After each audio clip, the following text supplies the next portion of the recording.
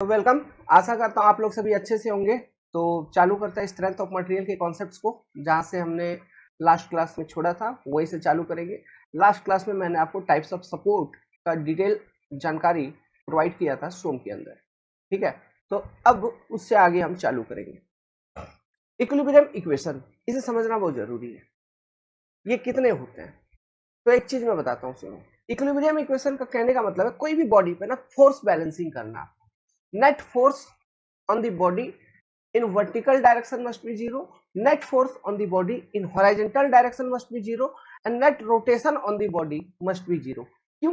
अगर ये चीज नहीं होगा तो रिजिड बॉडी डिस्प्लेसमेंट हो जाएगा, जो कि सोम में हम अलाउ नहीं करते हैं। रिजिड बॉडी डिस्प्लेसमेंट कहने का मतलब बॉडी एक जगह से उठ के दूसरे जगह पहुंच गई, जैसे बस एक जगह से उठ के दूसरे जगह तक चले जाती है, तो वो चीज हमको यहाँ पे अलाउ नहीं करना है। मेंबर अपने जगह पे ही है, मतलब सोम में चीजों को हम पढ़ते हैं corresponding to static equilibrium condition. तो वो स्टैटिक इक्विलिब्रियम कंडीशन को सुनिश्चित करने के लिए मेंबर के ऊपर इक्विलिब्रियम इक्वेशंस अप्लाई करने होंगे, और इक्विलिब्रियम इक्वेशंस को अप्लाई करने के बाद जो वैल्यूज हम कैलकुलेट करते हैं, बेसिकली सपोर्ट रिएक्शंस या फिर अननोन रिएक्शंस के वैल्यू को हम कैलकुलेट कर लेते हैं। समझ में आया इक्विलिब्रियम इक्वेशन? तो आपको बस इतना ध्यान में रखना है। तो हमारे पास जनरली तीन तरह के इक्विलिब्रियम इक्वेशन, जो बेसिक इक्विलिब्रियम इक्वेशन है, वो अवेलेबल है। वो तीन तरह के इक्विलिब्रियम इक्वेशन कौन कौन से अवेलेबल है? Summation of force in X direction, मतलब horizontal force on the body net must be zero, vertical force on the body net must be zero, और बॉडी में जितने भी मूवमेंट का सम देखोगे किसी भी एक पर्टिकुलर पॉइंट पे, वो टोटल अलजेब्रिक सम मूवमेंट का जीरो होना चाहिए। मतलब बॉडी में किसी तरह का रोटेशन नहीं होना चाहिए, बॉडी में किसी तरह का वर्टिकल डिस्प्लेसमेंट नहीं होना चाहिए, बॉडी में किसी तरह का हॉरिजॉन्टल डिस्प्लेसमेंट नहीं होना चाहिए। तो ये तीन कंडीशंस, ठीक है, ये है आपके इक्विलिब्रियम इक्वेशंस। ओके, और बहुत सारे कॉन्सेप्ट आएंगे छोटे छोटे, मैं अभी बताऊंगा। और ये जो पोर्शन हम यहाँ पे डिस्कस कर रहे हैं, इस पोर्शन को स्ट्रक्चर एनालिसिस में बहुत अच्छे तरीके से पढ़ा जाता है। एक टॉपिक अपना degree of static indeterminacy and kinematic indeterminacy, ये वाला जो टॉपिक है, ये जो चैप्टर है, इसमें हम इन्हीं सब चीजों के ऊपर फोकस करते हैं। तो मैं थोड़ा सा जानकारी जो अभी सोम भर के लिए चाहिए वो मैं आपको यहाँ पे प्रोवाइड करूंगा। इक्विलिब्रियम इक्वेशन तो आपने समझ लिया। बॉडी को स्टैटिक इक्विलिब्रियम कंडीशन में मेंटेन करने के लिए हम फोर्स बैलेंस और मूवमेंट बैलेंस का इक्वेशन लगाएंगे स्ट्रक्चर के ऊपर, ताकि रिजिड बॉडी डिस्प्लेसमेंट ना हो, बॉडी स्टैटिक इक्विलिब्रियम कंडीशन में ही रहे। अब इसको लगाने के बाद जो अननोन सपोर्ट रिएक्शंस हैं वो कैलकुलेट होके निकलेंगे, ठीक है। अब वो कैसे क्या दिखाता हूं एक एक, देखिएगा मजे से। तो इस इक्विलिब्रियम इक्वेशन को समझने के लिए हम एक बीम का एग्जांपल ही ले लेते हैं, ठीक है, उसी से समझेंगे। तो देखिए, ये आपका एक फिक्स्ड बीम है। ये किस तरह का बीम है? एक फिक्स्ड बीम है। क्यों?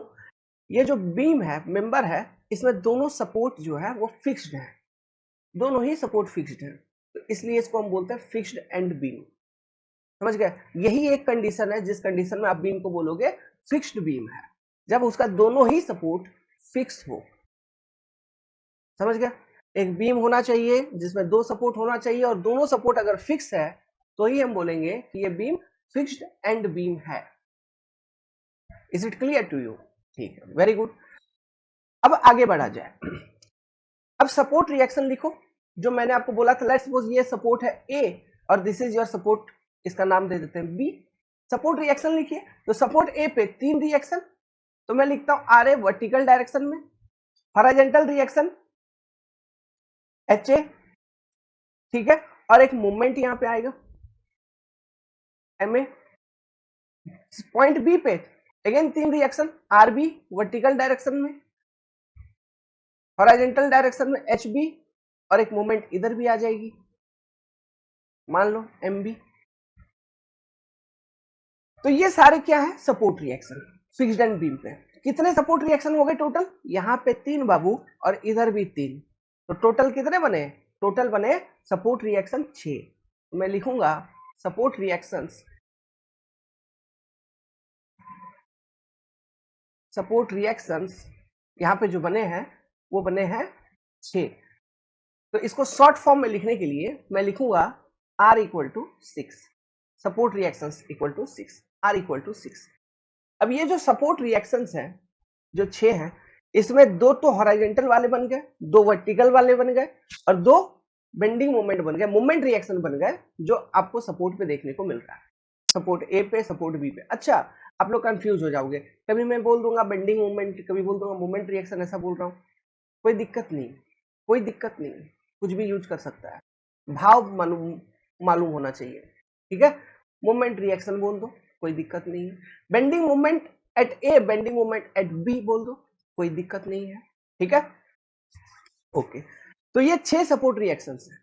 अब इस स्ट्रक्चर के ऊपर, ये जो एक स्ट्रक्चर है, फिक्स्ड एंड बीम है, एक स्ट्रक्चर है, इसके ऊपर मैंने आपको लोडिंग नहीं शो किया है, एक्सटर्नल लोड मैंने कुछ भी आपको शो करके नहीं दिखाया है, ठीक है। एक्सटर्नल लोड भी आप अप्लाई कर सकते हो, यहाँ पे अलग अलग तरह का लोडिंग होता है, यूनिफॉर्मली डिस्ट्रीब्यूटेड लोड होता है, पॉइंट लोड होता है, सब लोडिंग अभी मैं आपको दिखाने जा रहा हूँ, मैं उसको अप्लाई नहीं कर रहा हूँ, ठीक है। बस ऐसे ही चीजों को समझते हैं। ये जो 6 सपोर्ट रिएक्शन है, ये हम कैलकुलेट कैसे करेंगे, हाउ टू कैलकुलेट दिस, ये 6 सपोर्ट रिएक्शन को कैसे कैलकुलेट किया जाए। तो इसको कैलकुलेट करने के लिए अभी अभी मैंने बोला है, इक्विलिब्रियम इक्वेशन का पहले उपयोग करेंगे, ठीक है। सबसे पहला उपयोग किसका करेंगे हम, इक्विलिब्रियम इक्वेशन का उपयोग करेंगे। अब वो क्या है, कैसे है, देखते हैं। तो how to calculate this support reaction, पहला point, sum of all reaction, एक minute, sum of all forces, या फिर ऐसे sum of all loading and reaction. एक कीवर्ड यहाँ पे मिस हो गया, मैं लिखने वाला था, मिस हो गया। Sum of all loading and reaction on member in transverse direction must be 0।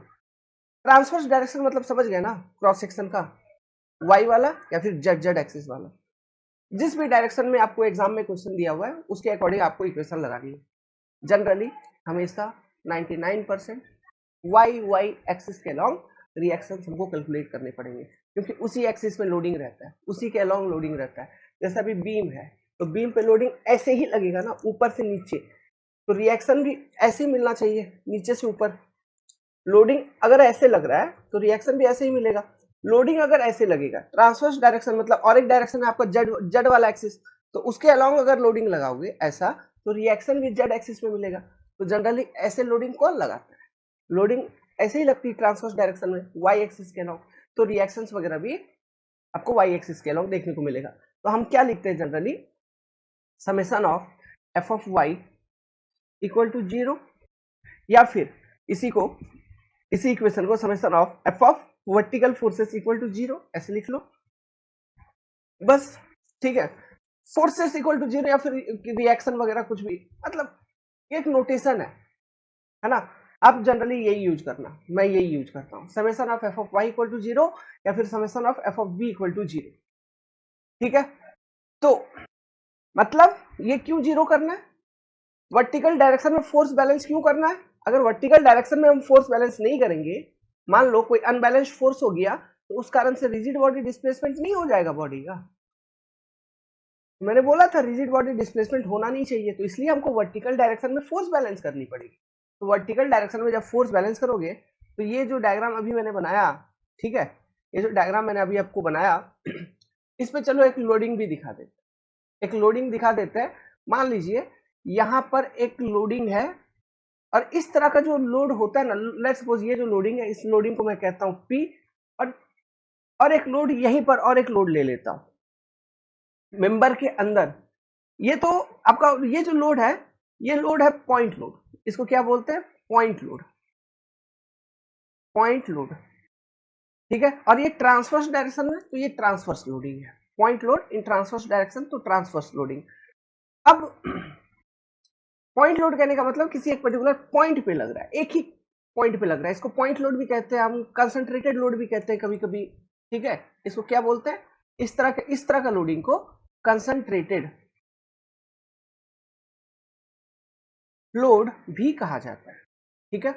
तो एक मैंने ऐसा लोडिंग आपको दिखा दिया, ये अलोंग वाई वाई लग रहा है, जो क्रॉस सेक्शन होगा मेंबर का उसके वाई वाई एक्सिस के अलोंग लग रहा है, उसका डायरेक्शन वही है, देखिए, ठीक है, वर्टिकल है, ट्रांसवर्स डायरेक्शन है। और एक एक्सियल फोर्स दिखा देता हूं, ठीक है, एक एक्सियल फोर्स और एक दिखा देता हूं। लेट्स सपोज यहां पे एक फोर्स मैंने दिखा दिया ऐसा मेंबर के अंदर अलोंग द लॉन्गिट्यूडिनल एक्सिस एक फोर्स मैंने दिखा दिया जिसको मैं कह रहा हूं P। तो ये जो P यहाँ पे मैंने दिखाया, दिस पर्टिकुलर P, ये लेंथ के अलोंग फोर्स लगा दिया मेंबर में, मैंने एक्सियल डायरेक्शन में मैंने लगा दिया मेंबर के अंदर। तो ये जो फोर्स है इसको बोलेंगे एक्सियल फोर्स, एक्सियल फोर्स या नॉर्मल फोर्स, और नॉर्मल फोर्स भी इसको आप कह सकते हो। ठीक है, नॉर्मल मतलब क्रॉस सेक्शन जो है उसके 90 डिग्री पे है, उसके परपेंडिकुलर है, बताया था हमने आपको, तो वो हो जाएगा नॉर्मल डायरेक्शन, तो नॉर्मल फोर्स, इसको इस तरह से हम कहते हैं नॉर्मल फोर्स। समझिएगा ये सब बेसिक चीजें हैं, ठीक है, छोटी छोटी बात है, ये सब एक बार समझ जाओगे तो धीरे धीरे, क्योंकि पूरे सॉन्ग में इन सब चीजों का यूज होने वाला है, एसएफडी बीएमडी में सब जगह ये सब चीजें मैं बार बार नहीं बताऊंगा, तो ये एक बेसिक अंडरस्टूड रहेगा। तो उसका मैं सीधा कैलकुलेट करूंगा, अच्छा डीएस इतना देखो, ये ऐसा रिएक्शन ऐसे लिख देना है, सपोर्ट रिएक्शन फटाक से निकाल के दिखा देंगे, है ना।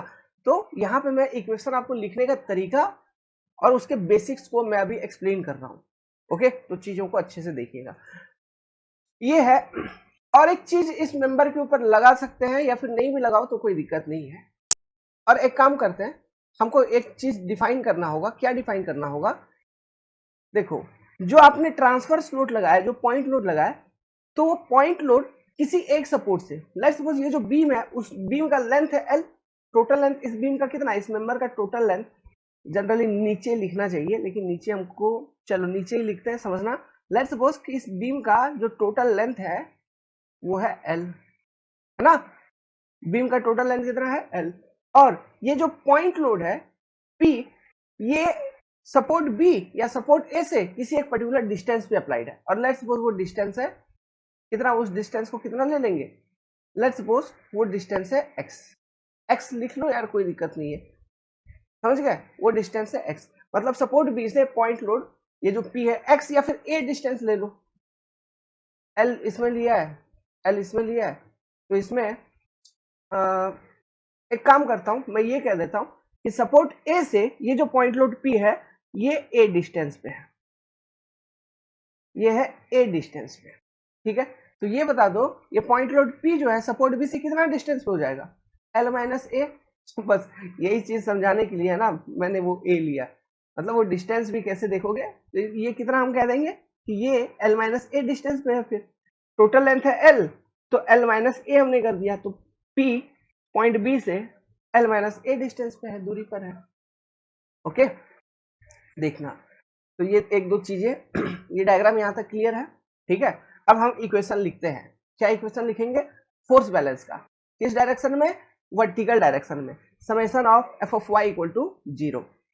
अब देखो कैसे लिखेंगे, तो दो ही तरह के फोर्सेस है यहाँ पे वर्टिकल डायरेक्शन में, एक तो ऊपर से नीचे आ रहा है, एक नीचे से ऊपर जा रहा है। ऊपर से नीचे कौन सा, वो जो पी फोर्स मैंने लगाया देखो वाई डायरेक्शन में ऊपर से नीचे है, और एक फोर्स कैसा है नीचे से ऊपर, कौन कौन सा, आर ए और आरबी, आर ए और आरबी, और ऊपर से एक फोर्स आ रहा है पी। तो summation of F of Y equal to 0 कहने का क्या मतलब है, तो मैं ऐसा लिख सकता हूं कि R A plus R B must be equal to P, दोनों मिला के पी के बराबर होना चाहिए, जो वर्टिकल फोर्स अप्लाइड है मेंबर के ऊपर। देखिए डायग्राम को देखो, R A plus R B must be equal to P, R A plus R B must be equal to P. जब ये चीज होगा तभी इस बीम के ऊपर वर्टिकल डायरेक्शन में फोर्स बैलेंस हो जाएगी, समझ गए। तो R A plus R B must be equal to P, ठीक है, तो ये पी आपको मिलना चाहिए। तो इसी को थोड़ा सिंप्लीफाई करेंगे, तो R A plus R B minus P equal to 0, तो हो गया ना, ये जो फॉर्मेट हमने लिखा, summation of forces in Y direction must be equal to 0, समझ गए। तो इस तरह से आपको ये लिखनी है, और यहां से मान लो कोई दो चीज मालूम है हमको, कोई दो चीज मालूम है, लेट्स सपोज आर ए और आर ए का वैल्यू मालूम है और पी का वैल्यू मालूम है, तो आरबी का वैल्यू निकल जाएगा, या फिर हमको आरबी का वैल्यू मालूम है और पी का वैल्यू मालूम है, तो कोई तीसरे का वैल्यू निकल जाएगा, आर ए का वैल्यू निकल जाएगा, इक्वेशन है हमारे पास, समझ गए। ठीक है, इस चीज को ध्यान रखना। तो आप इक्वेशन को ऐसे लिख सकते हो। अब देखो यहाँ पर कंफ्यूजन, कंफ्यूजन क्या आता है बच्चों में, कंफ्यूजन ये आएगा सर आपने ऐसा जो था P, इसके आगे तो नेगेटिव लगा हुआ है, मतलब आपने इसको कहीं ना कहीं नेगेटिव कंसिडर किया, और इधर से जो जा रहा था ऊपर, जैसे आर ए प्लस आर ए और आर बी था, इनके आगे तो पॉजिटिव लगा हुआ है, तो आपने इस डायरेक्शन को पॉजिटिव कंसिडर किया, ऊपर वाले को नेगेटिव कंसिडर किया। क्या हम हमेशा ऐसे ही करेंगे? कोई जरूरी नहीं है। हेलो, कोई गलती नहीं होगा। आपको क्या करना, बस सही तरीके से इक्वेशन को लिखना है। आप मान लो ऐसा कि जो P है उसको आप पॉजिटिव डायरेक्शन ले रहे हो, तो नीचे को नेगेटिव ले लो। ये एजम्पशन लेके जितने भी इक्वेशंस लिखोगे, इन्हीं एजम्पशंस को लेके लिखना। कोई एक डायरेक्शन को पॉजिटिव, कोई दूसरे डायरेक्शन को नेगेटिव, या फिर कोई प्लस हो सकता है या फिर कोई नेगेटिव होगा, ठीक है। लेकिन जो स्टैंडर्ड तरीका है लिखने का वो यही है। जो नीचे से रिएक्शंस आते हैं हम उसको प्लस साइड में लिखते हैं, और जो ऊपर से लोडिंग आता है उसको हम नेगेटिव साइड में लिखते हैं। मतलब इसका मतलब कुछ नहीं है कि वो प्लस माइनस साइन कन्वेंशन वगैरह कुछ नहीं है, जस्ट हम लिखते हैं ऐसा। इक्वल टू में लिखोगे तो तो इक्वल टू में लिखोगे, मान लो इधर रिएक्शन है उधर लोडिंग है, तो इक्वल टू में लिखा है, तो जब इक्वल टू के एक साइड में आएगा तो नेगेटिव आ ही जाएगा ना ऑटोमेटिकली। समझ गया? कोई कंफ्यूजन इसमें आपको नहीं होना चाहिए। तो जनरली अगर कंफ्यूजन है भी तो जहन में हटा लो। रिएक्शन लिखते वक्त हम क्या करेंगे, जो रिएक्शंस है सपोर्ट रिएक्शन, उसको एक साइड लिखेंगे, ठीक है, और उसको हम पॉजिटिव कंसीडर करेंगे। मान लो मतलब सपोर्ट रिएक्शंस के बारे में लिखना है, सपोर्ट रिएक्शन इक्वेशन में फीड करना है, तो प्लस इस तरह से अगर नीचे से ऊपर गया है तो प्लस प्लस में लिख दीजिए, कोई दिक्कत नहीं है, ठीक है। तो अगर इसको प्लस में लोगे तो जो लोडिंग वगैरह है या फिर जो ऐसा सपोर्ट रिएक्शन जिसका डायरेक्शन उल्टा है वो उसको नेगेटिव में लिखना होगा। बस इतना ध्यान रहेगा, ठीक है। कोई कंफ्यूजन नहीं है, आप कुछ भी करोगे आंसर वही आएगा। अगर आपका इक्वेशन आंसर जो आना है वही परफेक्ट सही आंसर आएगा, अगर आपका इक्वेशन आपने सही से लिख रखा है तो, ठीक है, कोई कंफ्यूजन नहीं आएगी। तो इस तरह से आप summation F of Y equal to 0 लिखेंगे, ठीक है। तो यहाँ पे कंफ्यूज होने का जरूरत नहीं है। साइन कन्वेंशन कहाँ यूज करना है, कैसे यूज करना है, मैं आपको बताते चलूंगा। यहाँ पर जितना जितना मैं एक्सप्लेन कर रहा हूँ, जैसा जैसा यूज करने के लिए बताते चल रहा हूँ, वैसा ही दिमाग में रखना, वैसा ही यूज करेंगे, और कुछ करना ही नहीं है। ओके, तो ये पहला इक्वेशन हो गया। तो जैसा ये वाला इक्वेशन लिखा उसी तरह हम दूसरा इक्वेशन लिखेंगे। तो ये एक इक्विलिब्रियम इक्वेशन है। दूसरा इक्वेशन क्या लिखेंगे, summation of all forces on the member in horizontal direction F of H equal to 0, या फिर इसी को हॉरिजॉन्टल डायरेक्शन को एक्सियल डायरेक्शन कहते हैं, तो summation of F of X equal to 0। कोई लोग ऐसा भी लिखता है, तो हम भी आपको लिख के दिखा दिए। एक्स डायरेक्शन में फोर्स बैलेंस कीजिए। अब एक्स डायरेक्शन में फोर्स बैलेंस करोगे तो डायग्राम देखो कॉपी पे होगा। इधर मैंने लिया एच ए, ठीक है, यहां पे मैंने एक फोर्स लगा दिया पी, और इधर से फिर मैंने लगा दिया एच बी।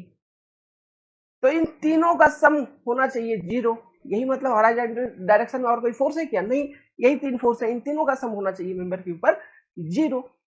तो कैसे लिखोगे, क्या लिखोगे, कोई एक डायरेक्शन को आप पॉजिटिव ले लो। मान लो इस वाले डायरेक्शन को पॉजिटिव लोगे तो ये नेगेटिव में लिखा जाएगा। फिर अगर लेफ्ट, ये कौन सा है, लेफ्ट है, ये राइट है, अगर लेफ्ट टू राइट पॉजिटिव ले रहे हो तो राइट टू लेफ्ट नेगेटिव आ जाएंगे। बस यही है, कोई एक को पॉजिटिव ले रहे हो तो दूसरा ऑटोमेटिकली नेगेटिव हो गया। तो एच ए माइनस, या फिर इसको ऐसे लिखो, एच ए बराबर पी प्लस एच बी। ये इक्वेशन यहाँ पे बन रहा है। अब डायग्राम को देखेंगे तो जो चीज यहाँ पे मैंने बता दिया, तो ये इक्वेशन बन गई है। तो यहाँ पे बन क्या जाएगा, H A minus P minus H B होना चाहिए 0। तो this is your equation number 2, equilibrium equation. ये नहीं, मेन इक्वेशन तो यही है, ठीक है। ये तो इस पर्टिकुलर मेंबर में मैंने आपको कुछ लोडिंग वगैरह करके दिखाया, जहां पर हम इस इक्वेशन को लगा रहे हैं तो इस फॉर्मेट में आ रही है। मेन इक्वेशन अपना वो है summation F of H equal to 0, ताकि हॉरिजॉन्टल डायरेक्शन में फोर्स बैलेंस हो जाए। समझ में आया? अब तीसरा इक्विलिब्रियम इक्वेशन जो हम जनरली यूज करते हैं, तीसरा वो क्या यूज करते हैं, summation of net movement M Z, जो ट्रांसवर्स एक्सिस के अबाउट, जेड एक्सिस के अबाउट जो मूवमेंट लग रही थी मेंबर में, याद करो पहली क्लासेस में बताए थे। Summation of net member on the beam about any point must be 0, किसी पॉइंट पे आप देखें must be equal to 0। Summation of all movement on the member about any point must be equal to 0। कहने का मतलब है, मैं member को दिखाता हूँ, सुनो, मैं इसको लिख देता हूँ, इसका सेंटेंस लिख देता हूँ, नहीं तो कंफ्यूज हो जाओगे। summation of all the movement about any point in the member must be equal to 0। about any point, इस सेंटेंस, इस वर्ड, इस लाइन का क्या मतलब, about any point. About any point कहने का मतलब है कोई भी पॉइंट ले लो यार, कोई भी पॉइंट ले लो। मान लो ये वाला यहाँ पे एक पॉइंट मैंने बना दिया, इस पर्टिकुलर पॉइंट पे मैं जितने भी फोर्सेस हैं इनके कारण मैं मूवमेंट कैलकुलेट कर रहा हूँ, तो वो सारा का सारा मूवमेंट जीरो होना चाहिए। ये पॉइंट ले लो, ये पॉइंट ले लो, ये पॉइंट ले लो, ये पॉइंट, कोई भी पॉइंट ले लो, या फिर पॉइंट ए जो सपोर्ट है, सपोर्ट ए पे निकाल लो, या सपोर्ट बी पे चेक कर लो। किसी भी पॉइंट पे, इस मेंबर में किसी भी पॉइंट पे आप क्या करिए, वहां पे इक्वेशन लिखेंगे उस पॉइंट के अबाउट, कि जितने भी मूवमेंट बन रहे हैं उस पॉइंट के about due to loading, support, reactions, ठीक है। और अगर कोई कंसंट्रेटेड मूवमेंट है तो, कंसंट्रेटेड मूवमेंट कहने का मतलब जैसे ये कंसंट्रेटेड पॉइंट लोड है, उसी तरह से अलग से मूवमेंट ही दे दिया है लोड, एज ए लोड, तो वो होता है कंसंट्रेटेड मूवमेंट। अगर कोई कंसंट्रेटेड मूवमेंट है तो सबका अल्जेब्रिक सम किसी भी एक पर्टिकुलर पॉइंट के अबाउट इस मेंबर में जीरो होना चाहिए। ये क्यों होना चाहिए? जब ये जीरो होगा, है ना, तो net movement on the member zero, तो इसका मतलब क्या है, बॉडी में किसी भी तरह का रोटेशन नहीं है। अगर कोई अनबैलेंस्ड मूवमेंट होता मतलब बॉडी घूमते रहता, जो कि है रिजिड बॉडी डिस्प्लेसमेंट। इसलिए इस मेंबर के अंदर जो भी लोडिंग वगैरह है, जो भी रिएक्शन वगैरह देख रहे हो, अगर मान लो कोई कंसंट्रेटेड मूवमेंट वगैरह भी है, कुछ भी होने दीजिए, कोई फर्क नहीं पड़ता, तो किसी भी सेक्शन पे, चाहे यहाँ पे देखेंगे, इधर देखेंगे, इधर देखेंगे, इधर देखेंगे, इधर कहीं पर भी हम इस इक्वेशन को लिख सकते हैं कि summation of net movement about this particular point, जैसे यहाँ पे लिख रहे हैं, तो about this particular point summation of net movement must be equal to zero, sorry, summation of all movement must be equal to zero. अगर आप एक एंड पे लिखोगे, यहाँ एंड पे लिख दो, इस एंड पे लिख दो, कुछ भी पॉसिबल, कहीं पर भी लिख सकते हैं, लेकिन ये इक्वेशन वैलिड होना चाहिए, नहीं तो अनबैलेंस्ड मूवमेंट होंगे। तो वो अनबैलेंस्ड मूवमेंट अगर है तो सोम का कॉन्सेप्ट के अगेंस्ट पे जा रहा है, तो वो स्ट्रक्चर आपकी स्टैटिक इक्विलिब्रियम कंडीशन में नहीं है। ये जो हम इक्विलिब्रियम इक्वेशंस लगा रहे हैं मेंबर के ऊपर, ये इसलिए लगा रहे हैं ताकि स्टैटिक इक्विलिब्रियम इक्वेशन सुनिश्चित हो पाए। कैसे? जैसे हम summation of net movement equal to zero हम किसी एक पॉइंट पे लगाएं, तो जितने भी लोडिंग के कारण मूवमेंट बन रहे हैं, ठीक है, उन मूवमेंट को झेलने वाला जो रिएक्शन मूवमेंट है उसका वैल्यू कितना, वो कैलकुलेट होकर निकलता है बेसिकली। समझ रहे हैं? तो कोई भी अगर मूवमेंट है मेंबर के अंदर, तो उसको टेक केयर कौन करेगा? जो अपना मूवमेंट रिएक्शन है सपोर्ट पे, वो टेक केयर कर लेगा। तो इस तरह से मेंबर आपकी स्टैटिक इक्विलिब्रियम कंडीशन में ही रहेगी। समझ गए? तो ये इक्वेशन आप कहीं पर भी लगा सकते हैं, कंफ्यूजन नहीं होना है, इस पे कंफ्यूज नहीं होना है। आप यहाँ पे लिख सकते हो अगर डेटा अवेलेबल है, या फिर यहाँ पे लिख सकते हैं। डेटा क्या? डेटा मतलब जैसे मान लीजिए यहाँ पर कोई फोर्स है, तो मोमेंट हम कैसे लिखते हैं? Force into perpendicular distance. तो ये फोर्स इंटू, तो ये डिस्टेंस आपको मालूम होना चाहिए। जैसे यहाँ सपोर्ट रिएक्शन है, इसके कारण भी इस सेक्शन पे मूवमेंट आएगा, तो सपोर्ट रिएक्शन का मैग्नीट्यूड मालूम है आपको, यहाँ से यहाँ तक का डिस्टेंस क्या है वो मालूम होना चाहिए। तो यही सब डेटा, छोटा मोटा डेटा, अगर वो सब चीजें मालूम है किसी भी एक सेक्शन क्या, है ना, तो आप मोमेंट का इक्वेशन कहीं पर भी लिख सकते हैं। समझ गए बात को? तो इस इक्वेशन को कहीं पर भी लिख के चेक किया जा सकता है, लेकिन जनरली हम क्या लिखते हैं? जनरली सपोर्ट पर ही लिखते हैं, ठीक है, क्योंकि सपोर्ट तक का डिस्टेंस वगैरह सब कुछ दिया रहता है, क्वेश्चंस में दिया रहता है, मालूम होता है, तो इजीली लिख लेते हैं किसी भी सपोर्ट पे। जैसे सपोर्ट ए पे लिख लेंगे या सपोर्ट बी पे लिख लेंगे, कहीं पर भी लिख लेंगे, ठीक है। तो चलिए, लेट्स सपोज कि अभी जो मैं इक्वेशन लिखूंगा वो लिखता हूं sum of movement about point B या फिर support B equal to zero, sum of all movement. All movement किसके लिए है? ऑल मूवमेंट, ये शब्द समझना, सम ऑफ ऑल मूवमेंट।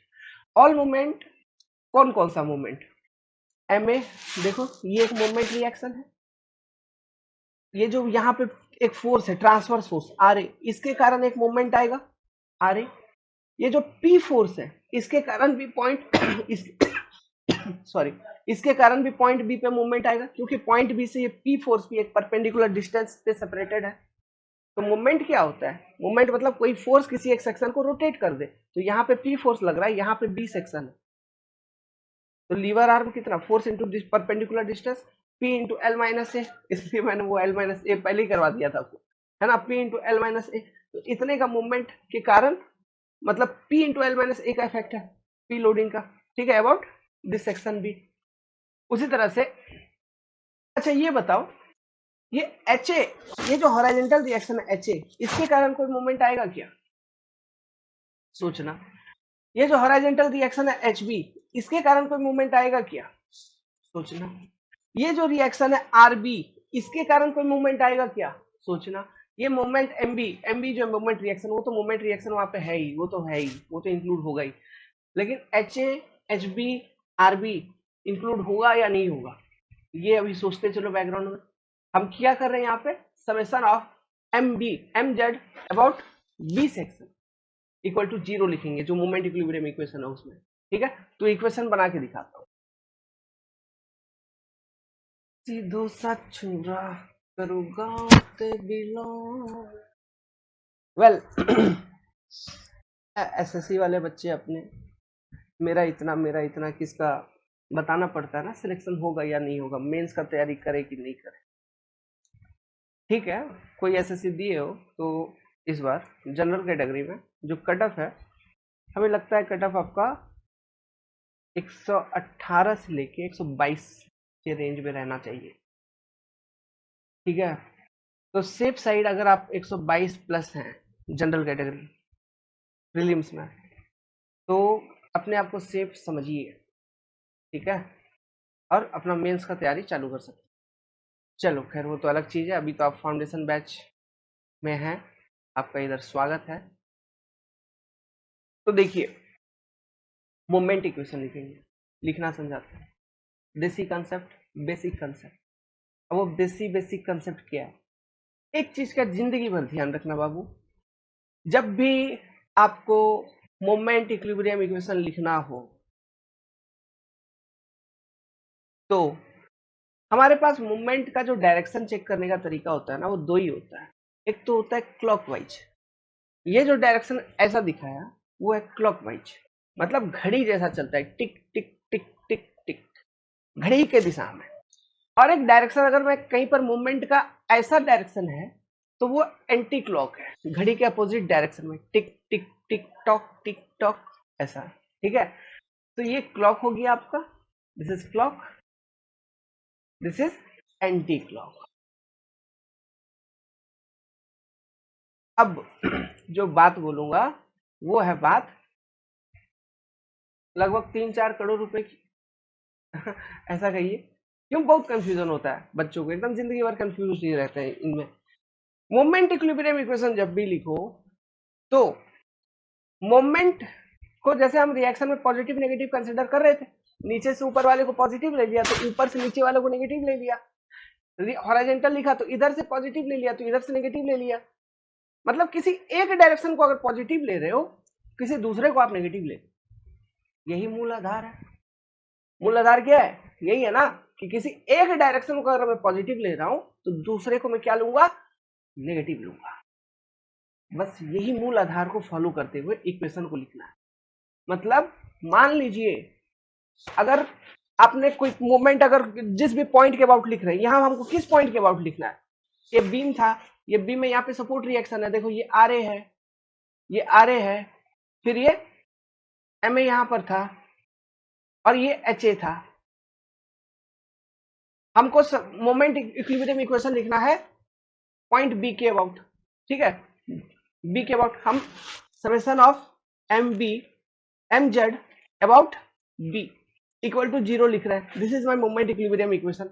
इस केस में आप summation of M Z about A भी 0 लिख सकते हो, और भी कोई डिफरेंट पॉइंट पे, लेकिन मैं आपको बी पे लिख के दिखा रहा हूं, ए पे भी लिख के दिखा दूंगा, कोई दिक्कत नहीं है, कहीं पर भी लिख सकते हो।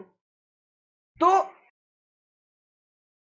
क्या करना है, किसी एक डायरेक्शन को अगर पॉजिटिव लिए, कोई दूसरे को नेगेटिव लेना होगा। जैसे कि सबसे पहले अच्छा यहाँ पे एक लोडिंग भी था अपना यार, ये जो लोडिंग था, ये लोडिंग पी लोड था, एल माइनस ए डिस्टेंस पे था पॉइंट बी से, मैंने आपको बता रखा था एल माइनस ए डिस्टेंस पे था।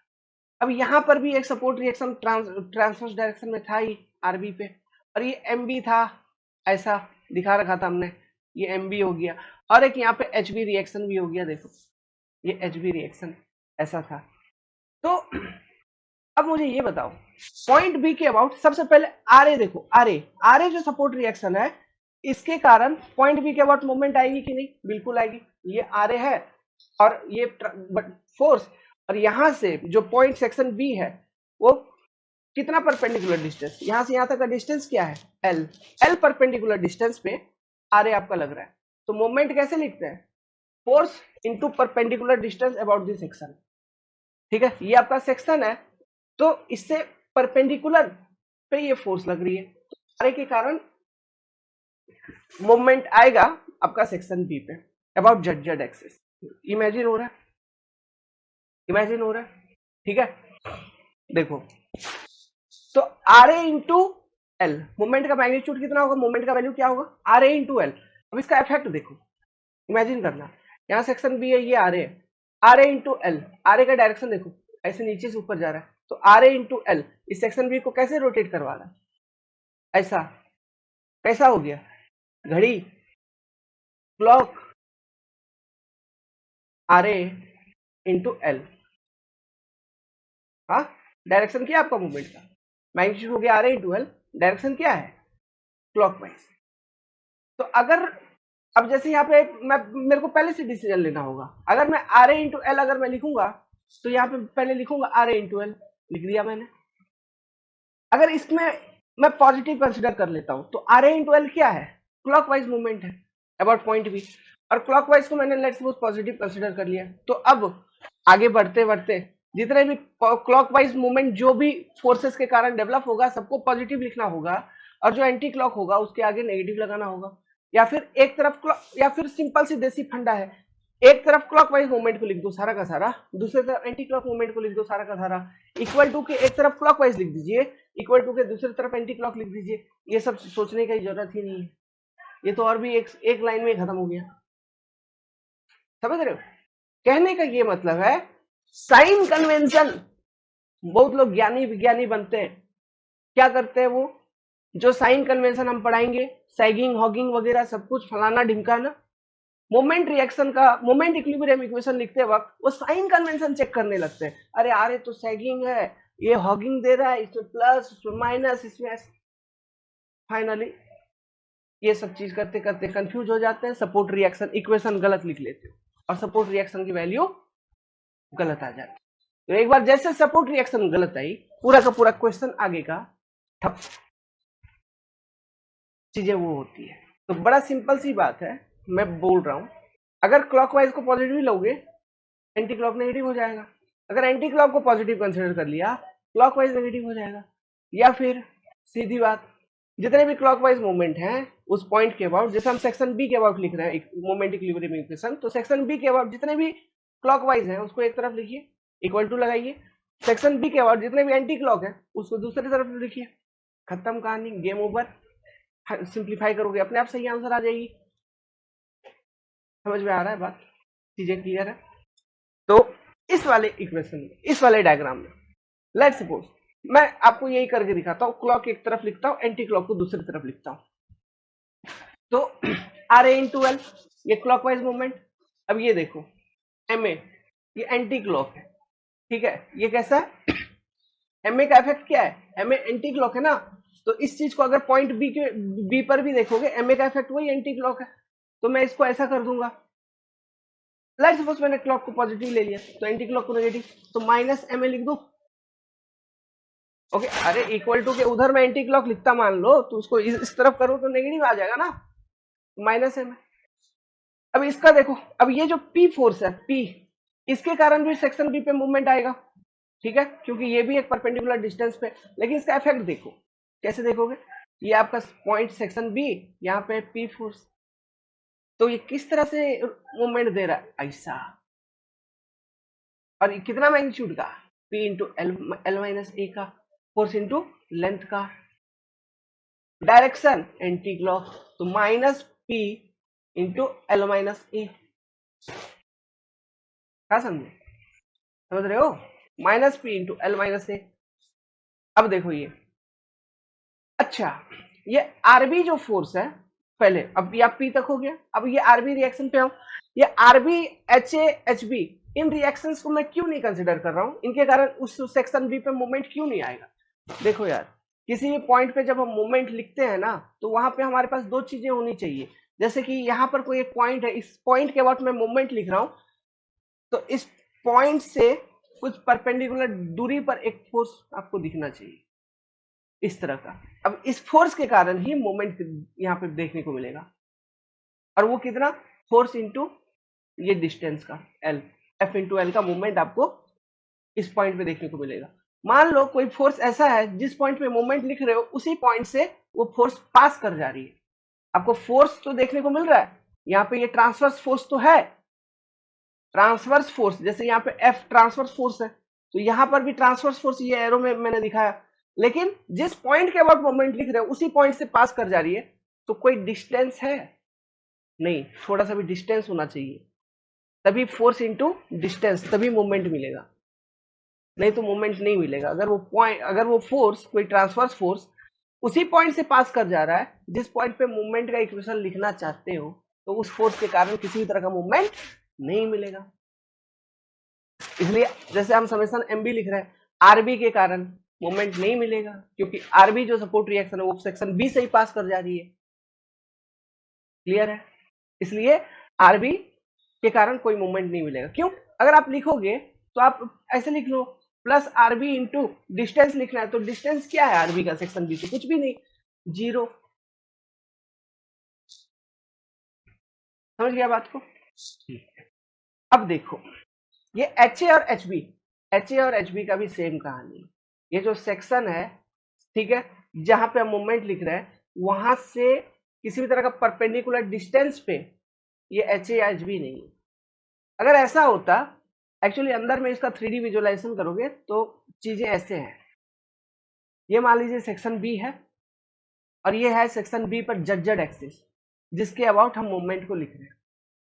तो ये जो एच ए है ना, ये एकदम इसके सीजी से पास कर जा रहा है। सिमिलरली एच बी भी जो है एकदम सीजी से पास कर जा रही है।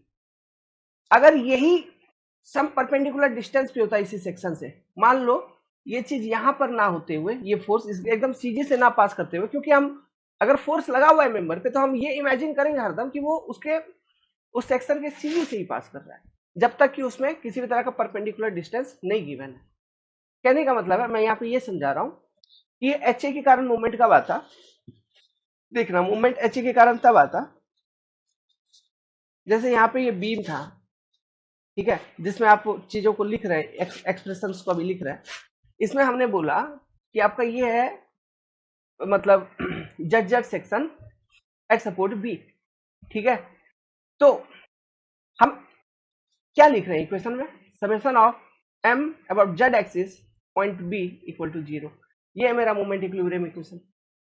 तो आरबी तो यहीं से पास कर गया, तो कोई परपेंडिकुलर डिस्टेंस नहीं, ये आरबी, तो इस कारण से इसके कारण कोई मूवमेंट नहीं आएगा सेक्शन पे।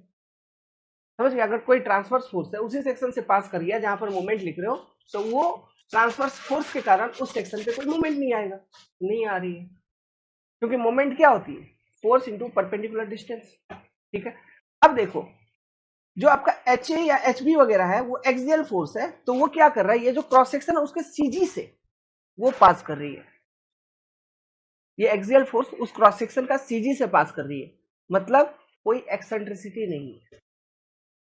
तो कोई अगर एक्सेंट्रिसिटी नहीं है तो मूवमेंट कहां से क्रिएट होगा, मूवमेंट तब क्रिएट होता जब क्वेश्चन में मान लो ऐसा दिया रहता कोई कंडीशन कि ये जो हॉरिजॉन्टल रिएक्शन है, ये मेंबर से यहां से, मतलब एकदम क्रॉस सेक्शन से ना पास करते हुए, लेट्स सपोज यहां से कोई कहीं ऊपर से पास कर रहा है, और इन दोनों के बीच का ये डिस्टेंस है आपका इतना एक्स, ये और ये एच ए, ऐसा कहीं एक्सेंट्रिसिटी पे पास कर रहा है, कहीं ऊपर पास कर रहा है, कुछ ऐसा लोडिंग लगा हुआ है, तो इसके कारण मूवमेंट आती। देखो इसके कारण मूवमेंट नहीं आ जाएगी जेड जेड एक्सिस के अबाउट, किस तरह का आएगा, इस नेचर का आ जाएगा। देखो एच ए इंटू एक्स का एंटी क्लॉक, वो लगता, लेकिन अभी नहीं लग रहा है। क्यों नहीं लग रहा है? क्योंकि जिस सेक्शन पे हम लिख रहे हैं इक्वेशन को, उसके सीजी से ही ये फोर्सेस पास कर रहे हैं। समझ गए बात को? मोमेंट कब आएगी? मोमेंट तभी आएगी, किसी भी सेक्शन पे मोमेंट आप लिख रहे हो किसी भी एक्सिस के अबाउट, तो आप देखिए वो जो फोर्स है उस सेक्शन से कितने एक्सेंट्रिसिटी पर है। समझ गए?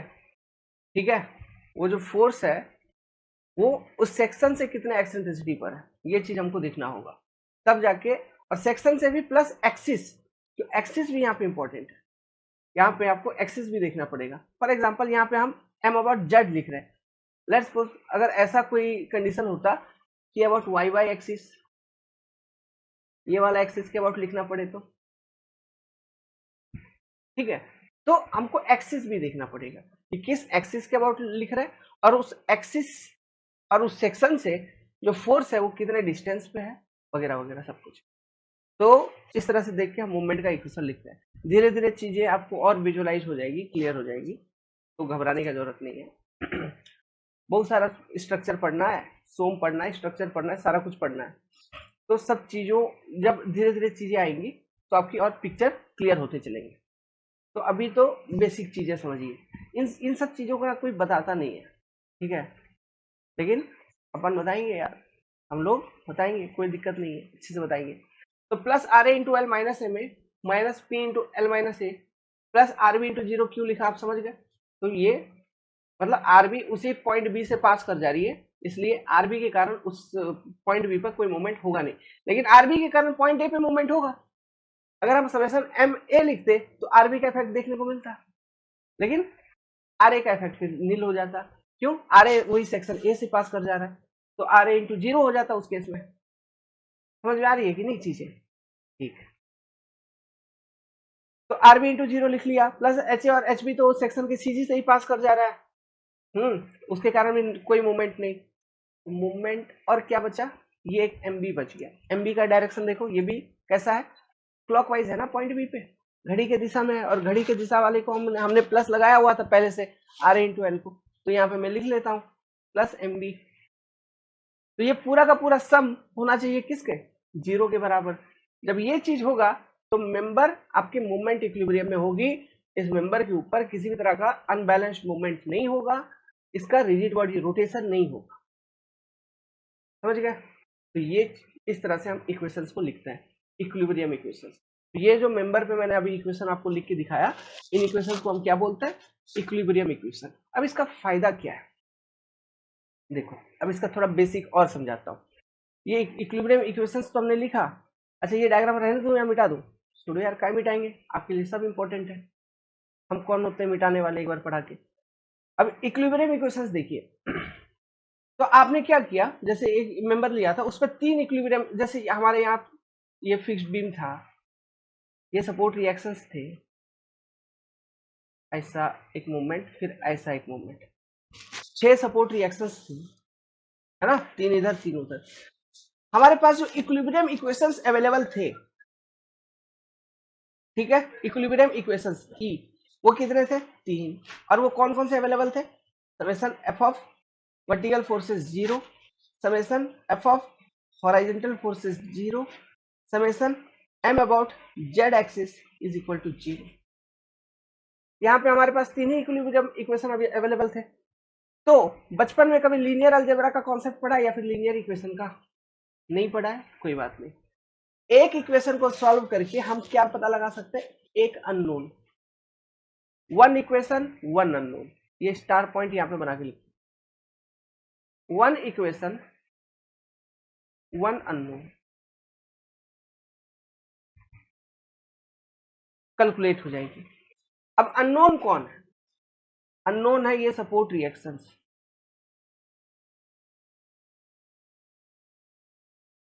जो हमें कैलकुलेट करना पड़ता है। क्यों? मेंबर पे क्या लोड है क्या नहीं है वो तो हमको मालूम है, उस लोड के करस्पॉन्डिंग जो सपोर्ट है, गिवन सपोर्ट कंडीशन जो है, उस सपोर्ट कंडीशन के अकॉर्डिंग क्या रिएक्शंस सपोर्ट्स पे डेवलप हो रहे हैं, उसकी मैग्नीट्यूड को हमको कैलकुलेट करना है, किस डायरेक्शन में डेवलप हो रहा है वो कैलकुलेट करना है, तो वो अननोन है। तो वो कैलकुलेट करने के लिए हम अभी फिलहाल लगाएंगे इक्विलिब्रियम इक्वेशन। सबसे पहला स्टेप होता है अप्लाई इक्विलिब्रियम इक्वेशन। तो यहां पर देखना, यहीं से एक कॉन्सेप्ट और आगे चल के निकल के आएगी। यहाँ पे अपनी क्या है, 3 इक्विलिब्रियम इक्वेशन है। तो 3 इक्विलिब्रियम इक्वेशन, जैसे कि मैंने बोला आपसे, एक इक्वेशन से एक अननोन निकाल पाओगे, तो 3 इक्वेशन से कोई 3 ही अननोन को आप कैलकुलेट कर पाएंगे। Only 3 unknowns can be calculated. Unknown माने support reactions, 3 unknown can be calculated. Unknown माने जिनका वैल्यू हमको नहीं मालूम, unknown। एक मूवी था unknown, हॉलीवुड का। Only 3 unknown can be calculated. ठीक है भाई, तो 3 हम कैलकुलेट कर लेंगे, तो बाकी 3, क्योंकि यहाँ पे तो 6 सपोर्ट रिएक्शन है, तो बाकी 3 तो अभी भी अननोन हो गए। अगर 3 कैलकुलेट कर लोगे, वो नोन हो जाएंगे, वो मालूम हो जाएंगे आपको। 6 में से 3 आपने निकाल लिया ना जी, तो 6 में से 3 निकाल लोगे तो 3 तो मालूम हो गया, बाकी 3 फिर भी अननोन रह गए। ठीक है, अब यहां से एक कॉन्सेप्ट आती है, वो चीज मैं आपको समझाता हूं। तो इस केस में हम लिखते हैं degree of static indeterminacy of. ठीक है, एक चीज आती है डिग्री ऑफ स्टैटिक इनडिटर्मिनेसी, ये पूरा का पूरा चैप्टर है आपका सर उसमें स्ट्रक्चर में, लेकिन थोड़ा बेसिक यहाँ पे चाहिए इसलिए बता रहा हूँ। स्टैटिक इनडिटर्मिनेसी,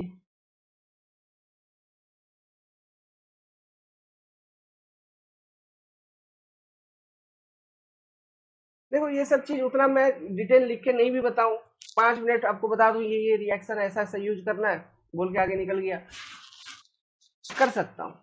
लेकिन मुझे लगता है कि यहाँ पे जो बच्चे पढ़ाई कर रहे हैं, आपको इस तरह से पढ़ने की जरूरत है, ताकि आपको एक बार पढ़ो, लाइफ में फिर कभी कंफ्यूजन ना हो, चीजों को अप्लाई करना रियलिटी में सीख पाए।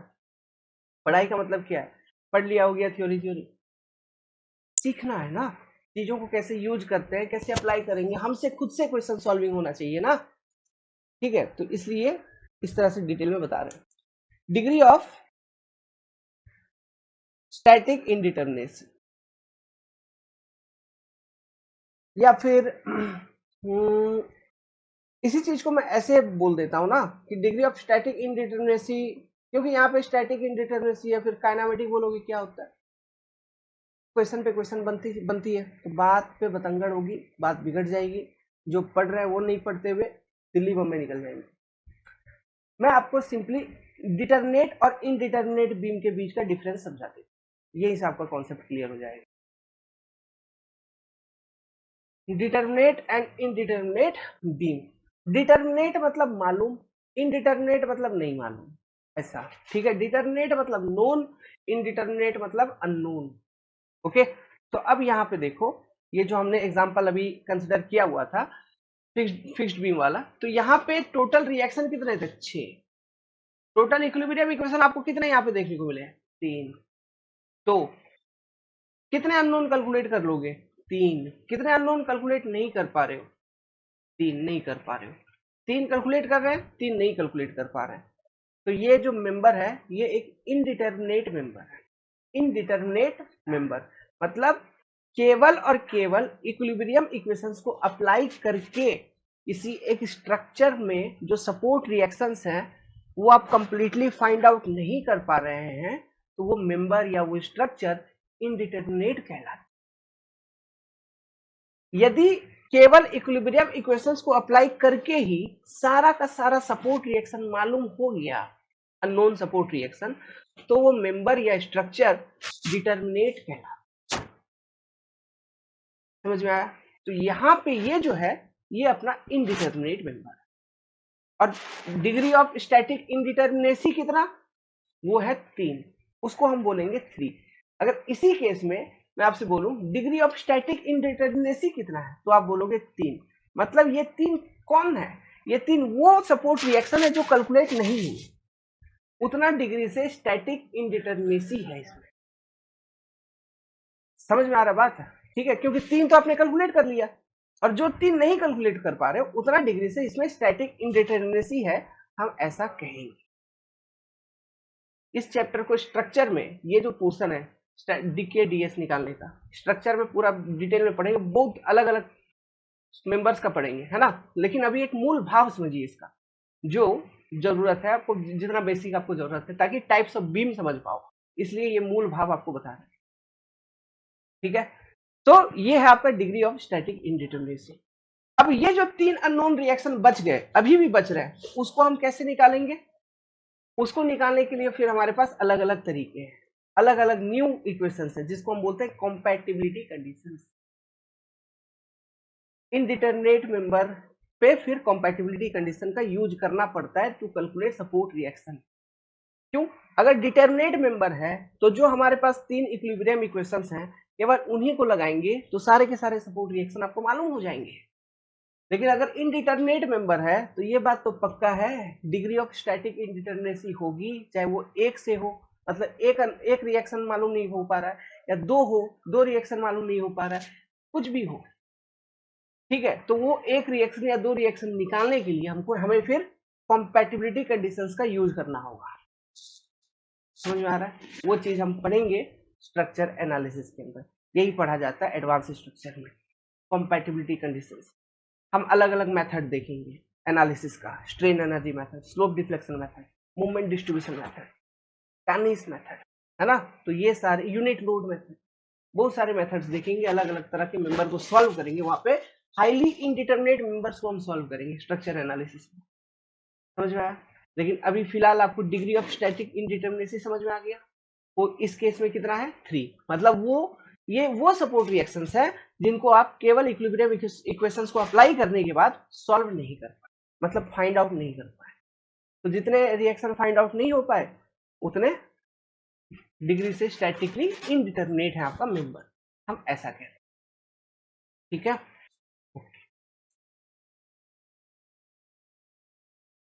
ठीक है। तो डिटरमिनेट एंड इनडिटरमिनेट बीम का डिफिनेशन लिखिए। If the number of unknown reaction, माने support reaction, reaction force and reaction movement is less than or equal to number of equilibrium equation, जितने भी नंबर ऑफ इक्विलिब्रियम इक्वेशन है उससे less है या उसके बराबर है, equal, less than or equal to. देखना, ध्यान रखना क्या लिखा हूं, लेस देन या इक्वल टू। क्या? नंबर ऑफ अननोन रिएक्शन, मतलब सपोर्ट रिएक्शन लेस है या बराबर है नंबर ऑफ इक्विलिब्रियम इक्वेशन के। और वो नंबर ऑफ इक्विलिब्रियम इक्वेशन कौन? 3, F of Y 0, F of X 0, M Z equal to 0, या vertical force 0, horizontal force 0, moment about Z axis 0। ठीक है, then the beam is said to be determinate. तो अगर ऐसा कंडीशन होगा तो beam को हम बोलेंगे डिटरमिनेट, अदरवाइज इसी को हम बोल देंगे इनडिटरमिनेट। समझ गए? क्यों डिटरमिनेट? क्योंकि 3 इक्विलिब्रियम इक्वेशन है, तो यहां इसको यूज करके तीनों आपका जो भी जितने भी अननोन सपोर्ट रिएक्शंस हैं वो निकल ही जाएंगे। ठीक है, अगर निकल जा रहा है तो वो बीम आपका डिटरमिनेट हो जाएगा, वरना उसे हम बोलेंगे इनडिटरमिनेट। अभी जो हमने फिक्स्ड बीम का एग्जांपल आपको दिया था वो इनडिटरमिनेट थी। ठीक है, तो यहीं से मैं आपको टाइप्स ऑफ बीम बताता हूँ। चलो, अब पहला तो आपने देख ही लिया, fixed beam, fixed end beam. ठीक है, मतलब दोनों सपोर्ट आपका फिक्स है। इस तरह से अगर होगा तो इसको बोलेंगे फिक्स्ड एंड बीम। और सपोर्ट रिएक्शंस यहाँ पे कितने कितने, वो भी आपने देख ही लिया, यहाँ पे 3, हर एक सपोर्ट पे 3 सपोर्ट रिएक्शन देखने को मिल रहा है ना जी। ठीक है, तो कितने कितने सपोर्ट रिएक्शन हो गए? 3 और 3, मतलब 6 सपोर्ट रिएक्शन हो गए। इसका ये निकाल रहे हो, मतलब डिग्री ऑफ स्टैटिक इंडिटरमिनेसी निकालेंगे, तो ds उसको हम बोलते हैं क्या? ds। ओके, अब ये ds भी अलग अलग होता है, एक्सटर्नल होता है, इंटरनल होता है, सब कुछ होता है। तो वो सब चीजें हम फिर वहां पे पढ़ेंगे, कहां पर? स्ट्रक्चर एनालिसिस में। अभी उन सब चीजों की जरूरत नहीं उतनी एडवांस लेवल की, है ना? आप सिंपली ये समझ के रखो कि ds निकाल रहे हैं, जो कि ये बता रहा है हमको कि इक्विलिब्रियम इक्वेशन के अतिरिक्त ऐसे और कितने इक्वेशन रह गए जिनको हम कैलकुलेट नहीं कर पा रहे हैं।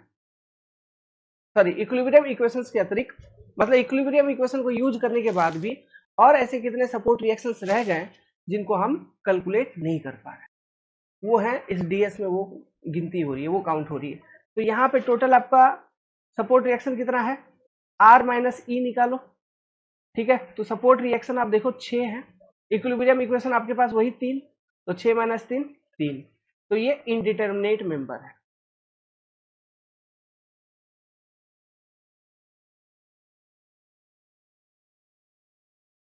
क्लियर है आपका? ठीक है, इसी तरह से अब देखो दूसरा मैं बताता हूँ, सेकेंड एग्जाम्पल। ये फिक्स्ड एंड बीम था। एक बताता हूँ आपको कैंटिलीवर। कैंटिलीवर में क्या होता है, एक एंड ही फिक्स होती है, तो यहाँ पे एक एंड फिक्स है और कुछ नहीं होता, दूसरा एंड फ्री होता है, जैसे छज्जा है ना। तो यहाँ पे 3 सपोर्ट रिएक्शन आपको देखने को मिलेगा। तो R माइनस ई निकालोगे, क्या है 3 माइनस 3 0। तो डिटर्मिनेट स्ट्रक्चर।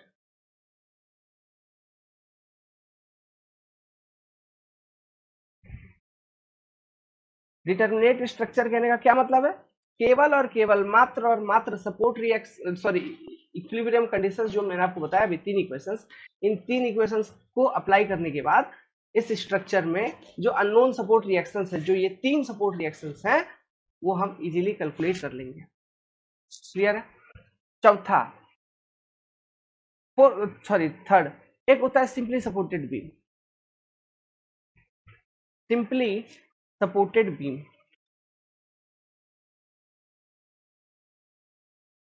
इसमें एक कॉन्सेप्ट है अलग से, वो मैं अलग क्लास में बताऊंगा। लेकिन अभी जो अपना एक थियोरेटिकली जो बीम होती है जिसको हम सिंपली सपोर्टेड कहते हैं, वो क्या होती है देखिए।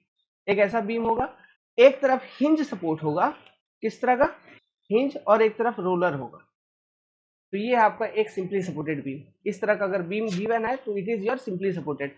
तो हिंज पे कितना reaction, 2 support reaction vertical horizontal, roller पे एक ही सपोर्ट रिएक्शन, तो टोटल सपोर्ट रिएक्शन कितना हुआ बीम पे 3, यहाँ पे 2 और इधर 1, तो टोटल सपोर्ट रिएक्शन कितने 3, वही अननोन हमको निकालने हैं। तो ये डिटर्मिनेट या इनडिटर्मिनेट, देखो 3 सपोर्ट रिएक्शन है जो निकालने हैं, -3 इक्विलिब्रियम इक्वेशन है हमारे पास, 3 - 3 = 0, मतलब ये भी डिटर्मिनेट। ठीक है, तो ये आपका सिंपली सपोर्टेड बीम, एक तरफ आपका हिंज सपोर्ट रहता है और दूसरी तरफ रोलर सपोर्ट रहती है। अब एक होता है प्रॉप कैंटिलीवर। प्रॉप कैंटिलीवर कहने का मतलब है एक फिक्स्ड एंड बीम, ये आपका कैंटिलीवर है, दिस इज योर कैंटिलीवर। तो कैंटिलीवर में एक प्रॉप लगा दीजिए। प्रॉप मतलब मान लो नहीं देखे हो कभी, जैसे छज्जा वगैरह है, उसमें छज्जा के किनारे एक नीचे से तो बांस का सपोर्ट दे दे, तो वो प्रॉप लगाना होता है, प्रॉप एंड, समझ गए। तो ये आपका प्रॉप कैंटिलीवर, मतलब प्रॉप एंड पे एक ही रिएक्शन और वो भी वर्टिकल। तो यहाँ पे ठीक है, जो प्रॉप कैंटिलीवर है उसको हम ऐसे ही शो करते हैं, या फिर इसको शो करने का जो देसी तरीका है, बेसिक तरीका, आप यहाँ पे एक ऐसे एक रिएक्शन दिखाना है तो हमको रोलर से हम दिखा देंगे। ठीक है, तो यहाँ पे प्रॉप एंड पे बताओ, सॉरी ये फिक्स्ड एंड पे बताओ 3 रिएक्शन, प्रॉप एंड पे एक रिएक्शन, तो टोटल 3 और 1, टोटल कितने 4 रिएक्शन, रिएक्शन इक्वल टू 4। तो डीएस इसका बताओ, डीएस इक्वल टू कितना, तो 4 - 3 इक्वल टू 1। इनडिटर्मिनेट या determinate, indeterminate. Indeterminate by how many degree, 1 degree. मतलब कोई एक ऐसा सपोर्ट रिएक्शन रह ही जाएगा इसमें जिसको कैलकुलेट करने के लिए हमें इक्विलिब्रियम इक्वेशंस के अतिरिक्त जो इक्वेशंस चाहिए, कंपैटिबिलिटी इक्वेशंस, वो लगाने होंगे। ठीक है, अब ये कंपैटिबिलिटी कंडीशंस क्या होते हैं, कैसे लगाते हैं, अभी मतलब है ही नहीं, जब आएगा तब पढ़ लेंगे। लेकिन दिमाग में रखना कि कब इन इक्वेशंस का यूज कब होता है ना। अब बात करते हैं कॉन्टिन्यूअस बीम, ये भी एक तरह का बीम होता है। देखिए अभी तक जितने भी बीम मैंने बताया उसमें आप एक ही मेंबर देख रहे होगे, कोई 2 सपोर्ट है और 2 सपोर्ट के बीच में एक मेंबर है, या फिर एक जैसे कैंटिलीवर में एक ही सपोर्ट था एक मेंबर है, सिंपली मतलब एक ही स्पैन है। ये जो चीज होती है ना, इसको हम बोलते हैं एक स्पैन, मतलब एक सपोर्ट से लेके इस सपोर्ट तक का दूरी, इसको हम जनरली स्पैन बोलते हैं। कितने स्पैन में, एक स्पैन, ये डिस्टेंस को हम क्या बोलते हैं, स्पैन। ठीक है, तो जो कंटिन्यूअस बीम होती है इसमें एक से अधिक स्पैन होते हैं, सिंपल सी बात है, मोर देन 1 स्पैन। अब ये अलग अलग टाइप के हो सकते हैं, जैसे कि मान लो एक एंड यहाँ पे फिक्स दिखा दिया, फिर ऐसा एक बीम जा रहा है, यहाँ पे एक इंटरमीडिएट, इंटरमीडिएट इसको क्या बोलेंगे, इंटरमीडिएट सपोर्ट, यहाँ पे एक रोलर लगा दिया, यहाँ पे एक इंटरमीडिएट रोलर लगा दिया ऐसा। अच्छा सॉरी, यहाँ पे मैं अदर कोई हिंज सपोर्ट लगा देता हूँ ऐसा मान लो। तो यहाँ पे मोर देन 1 स्पैन हो गया ना, एक से अधिक स्पैन, ये वाला आपका पहला स्पैन, ये दूसरा स्पैन, तो ये कंटिन्यूअस बीम हो गई। या फिर आप ऐसे भी दिखा सकते हो, ऐसा कोई एक बीम है, just a minute, support change कर दो, यहाँ एक हिंज लगा देंगे, इधर एक इंटरमीडिएट रोलर लगा दिया, ठीक है, इधर भी एक इंटरमीडिएट रोलर और लगा दिया, फिर यहाँ पे एक हिंज सपोर्ट लगा दिया लास्ट में, तो ये भी एक कंटिन्यूअस बीम है। मतलब मोर देन 2 स्पैन हो गए, यहाँ पे 3 स्पैन हो गए टोटल, ये एक स्पैन, ये दूसरा स्पैन, ये तीसरा स्पैन। तो इस तरह का जो बीम होता है इसको बोलते हैं कंटिन्यूअस बीम। समझ गए? इसको क्या बोलते हैं? Continuous beam. और कंटिन्यूअस बीम जो होती है ना, वो जनरली इनडिटरमिनेट होती है हर वक्त। क्यों? आप यहीं पे देखो, यहाँ पे फिक्स्ड एंड पे 3 रिएक्शन हो गए, ये इंटरमीडिएट, ये जो इंटरमीडिएट सपोर्ट है, ये क्या है? इन सपोर्ट का नाम क्या है? इनको हम इंटरमीडिएट सपोर्ट कहते हैं, इंटरमीडिएट सपोर्ट। इनको क्या बोला जाता है? Intermediate support. और ये क्या है? ये जो यहाँ पे हिंज है, यहाँ हिंज है, या फिर यहाँ पे ऊपर वाला बीम में देखो, इधर फिक्स्ड एंड है, इधर इधर हिंज है, जो एंड पे है उनको एंड सपोर्ट बोलेंगे, एंड सपोर्ट। और एक बात, कंटिन्यूअस बीम के अंदर, सब बात सीखो यार, जरूरी है। कंटिन्यूअस बीम के अंदर जो इंटरमीडिएट सपोर्ट होता है उसको हम हमेशा ऐसे ही रोलर दिखाते हैं। इंटरमीडिएट सपोर्ट को आप हमेशा ऐसा ही रोलर दिखाओगे, और यहां पर हमेशा एक ही रिएक्शन आपको देखने को मिलेगा, और वो एक रिएक्शन क्या है? वर्टिकल। ये चीज भी ध्यान रखना, हम हमेशा इंटरमीडिएट सपोर्ट मेरा रूलर होता है, हमेशा, मैक्सिमम केसेस में हमेशा ऐसे ही फोटो रहेगा। अगर फोटो चेंज कर दिया है, फोटो चेंज करेगा तो अधिक से अधिक ये जो एंड सपोर्ट यहाँ पे जैसा हिंज लगाया हूं वैसा वहां पे लगा देगा हिंज, तो फिर 2 रिएक्शन हो जाएंगे। लेकिन जनरली होता नहीं है, प्रैक्टिकली वो चीज है नहीं, प्रैक्टिकली यही इंटरमीडिएट रोलर ही दिया जाता है एज ए इंटरमीडिएट सपोर्ट। और एक चीज बोलता हूँ, जब हम स्ट्रक्चर एनालिसिस वगैरह देखेंगे, करेंगे, या फिर हाँ, क्योंकि सोम के अंदर तो ये कंटिन्यूअस बीम वगैरह का एसएफडी बीएमडी नहीं बनाएंगे, हम सोम के अंदर डिटरमिनेट स्ट्रक्चर का ही एसएफडी बीएमडी बनाएंगे। डिटरमिनेट मतलब जिसको इक्विलिब्रियम इक्वेशन लगाया, सपोर्ट रिएक्शन कैलकुलेट कर लिया, फिर एसएफडी और बीएमडी उसका बना के दिखा दिया। लेकिन इनडिटरमिनेट स्ट्रक्चर का एसएफडी बीएमडी वगैरह हम सब स्ट्रक्चर एनालिसिस में बनाएंगे। तो जब हम वहां पे बनाएंगे तो आप देखेंगे जो एंड, ये इंटरमीडिएट सपोर्ट है जो यहाँ पे रोलर दिखाया, मैंने इसका प्रॉपर्टीज आपको पहले ही बता रखा है कि इंटरमीडिएट सपोर्ट पे कोई मूवमेंट रेजिस्टेंस वगैरह नहीं होता है। लेकिन जब सोम के अंदर हम बेंडिंग स्ट्रक्चर एनालिसिस के अंदर जब हम इसका एसएफडी बीएमडी बनाएंगे तो बेंडिंग मूवमेंट डायग्राम में हमको दिखेगा कि इंटरमीडिएट सपोर्ट पे जो ये बीच वाले सपोर्ट्स हैं, है ना, इन सपोर्ट पे यहाँ पर नेगेटिव मूवमेंट होती है, हमेशा नेगेटिव मूवमेंट, है ना। इसलिए हम कहते हैं कि intermediate support behave as a fixed end always. ठीक है, तो ये लॉजिक ध्यान रखना, इस लॉजिक का प्रूफ स्ट्रक्चर एनालिसिस में मिलेगा। वो क्यों बोलते हैं? क्योंकि यहाँ पे नेगेटिव सपोर्ट होते हैं, इसलिए हम कहते हैं कि इंटरमीडिएट सपोर्ट जो होते हैं, सपोर्ट इन कंटिन्यूअस बीम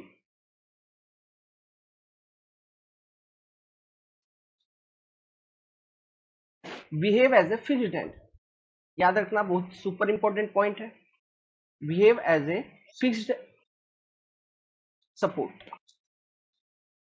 बहुत बहुत इंपॉर्टेंट है। क्योंकि फिक्स सपोर्ट पे भी, जो फिक्स सपोर्ट होता है, ये जो फिक्स सपोर्ट जैसे यहाँ पे आप देख रहे हो इस केस में, यहाँ पर भी जनरली आपको हमेशा नेगेटिव मूवमेंट ही देखने को मिलेगा। ये हम जब एसएफडी बीएमडी निकालेंगे ना, तब हमको पता चल जाएगा। अभी तो केवल थ्योरी ऊपर ऊपर थ्योरी देख रहे हो, ऊपर ऊपर के अंदर ही देख रहे हो, लेकिन थ्योरी देख रहे हो।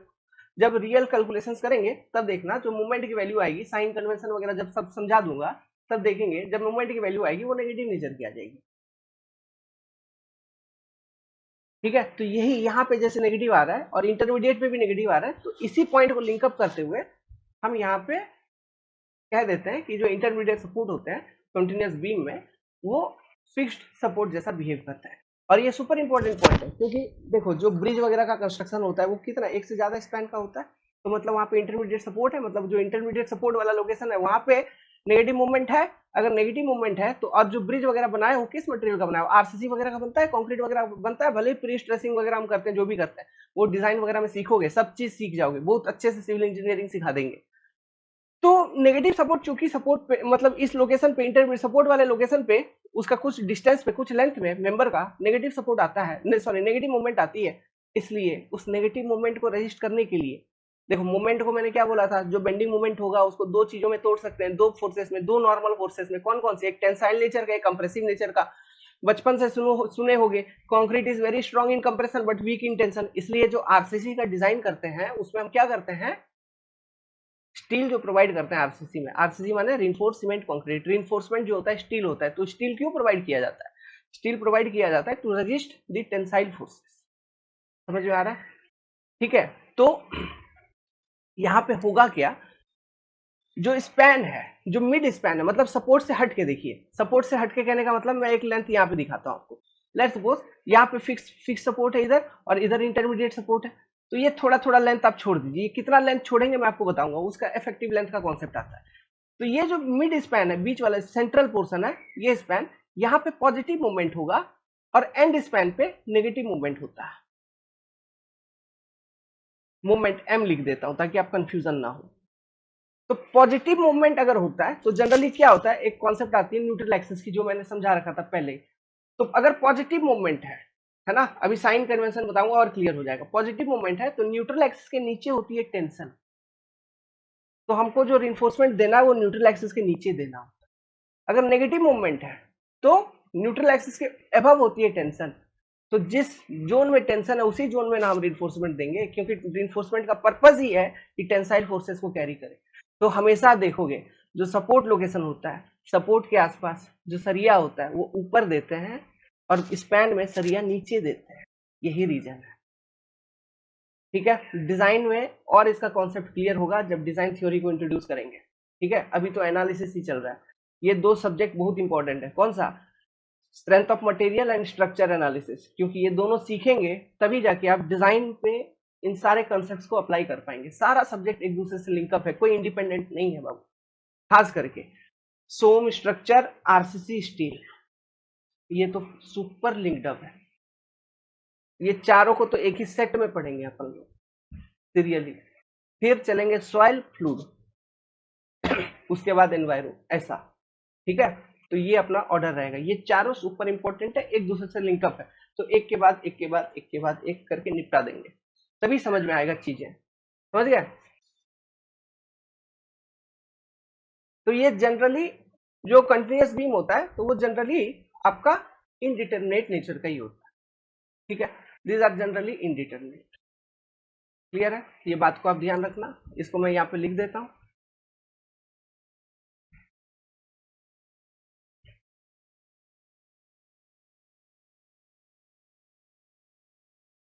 ये इनडिटरमिनेट होते हैं क्योंकि एक डिटरमिनेट यहाँ पे पॉसिबल ही नहीं है। अगर डिटरमिनेट बीम बना दोगे कंटिन्यूअस को तो वो अनस्टेबल हो जाती है।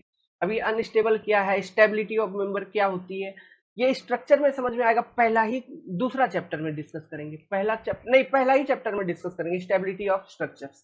ठीक है, उसी में डीएस डीके वगैरह सब कुछ निकालने का कॉन्सेप्ट समझाऊंगा, तो वहीं पे स्टेबिलिटी जो डिस्कस करेंगे वहीं पे चीजों को मैं आपको एक्सप्लेन करूंगा। ठीक है, तो आपको वहां पे और पिक्चर क्लियर हो जाएगा। तो अभी जैसे जैसे बताते चल रहे हैं समझते चलिए, आगे बात करते हैं। तो ये सारे बीम है। अब एक स्पेशल कंडीशन मैं आपको समझाता हूँ, वो कंडीशन को भी समझ लो। इंटरनल हिंज अगर किसी मेंबर में हो जाता है तो क्या हो जाता है, internal hinge concept. Internal hinge concept, देखो मान लो एक प्रॉप्ड कैंटिलीवर है, इस तरह का एक बीम है, प्रॉप्ड कैंटिलीवर था। तो प्रॉप्ड कैंटिलीवर में यहाँ पे तीन रिएक्शन, एक, दो, ये तीसरा, यहाँ पे एक रिएक्शन, तो टोटल हो गए तुम्हारे चार रिएक्शन। इक्विलिब्रियम इक्वेशन जो आपके पास अवेलेबल है वो है तीन, summation F of Y zero, F of X zero, M Z zero. तो तीन इक्वेशन से तीन अननोन निकलेगा, कोई एक अननोन नहीं निकलेगा, इसलिए हम इसे इनडिटर्मिनेट स्ट्रक्चर कहते हैं। क्या कहते हैं हम इसे? Indeterminate structure. लेकिन मान लो ये अभी इनडिटर्मिनेट है, लेकिन मान लीजिए कि अगर मैं एक काम करूं, यहां पर एक इंटरनल हिंज प्रोवाइड कर दूं, इंटरनल हिंज प्रोवाइड कर दूं, कॉन्सेप्ट बता रहा हूं इंटरनल हिंज का, समझना क्या होता है।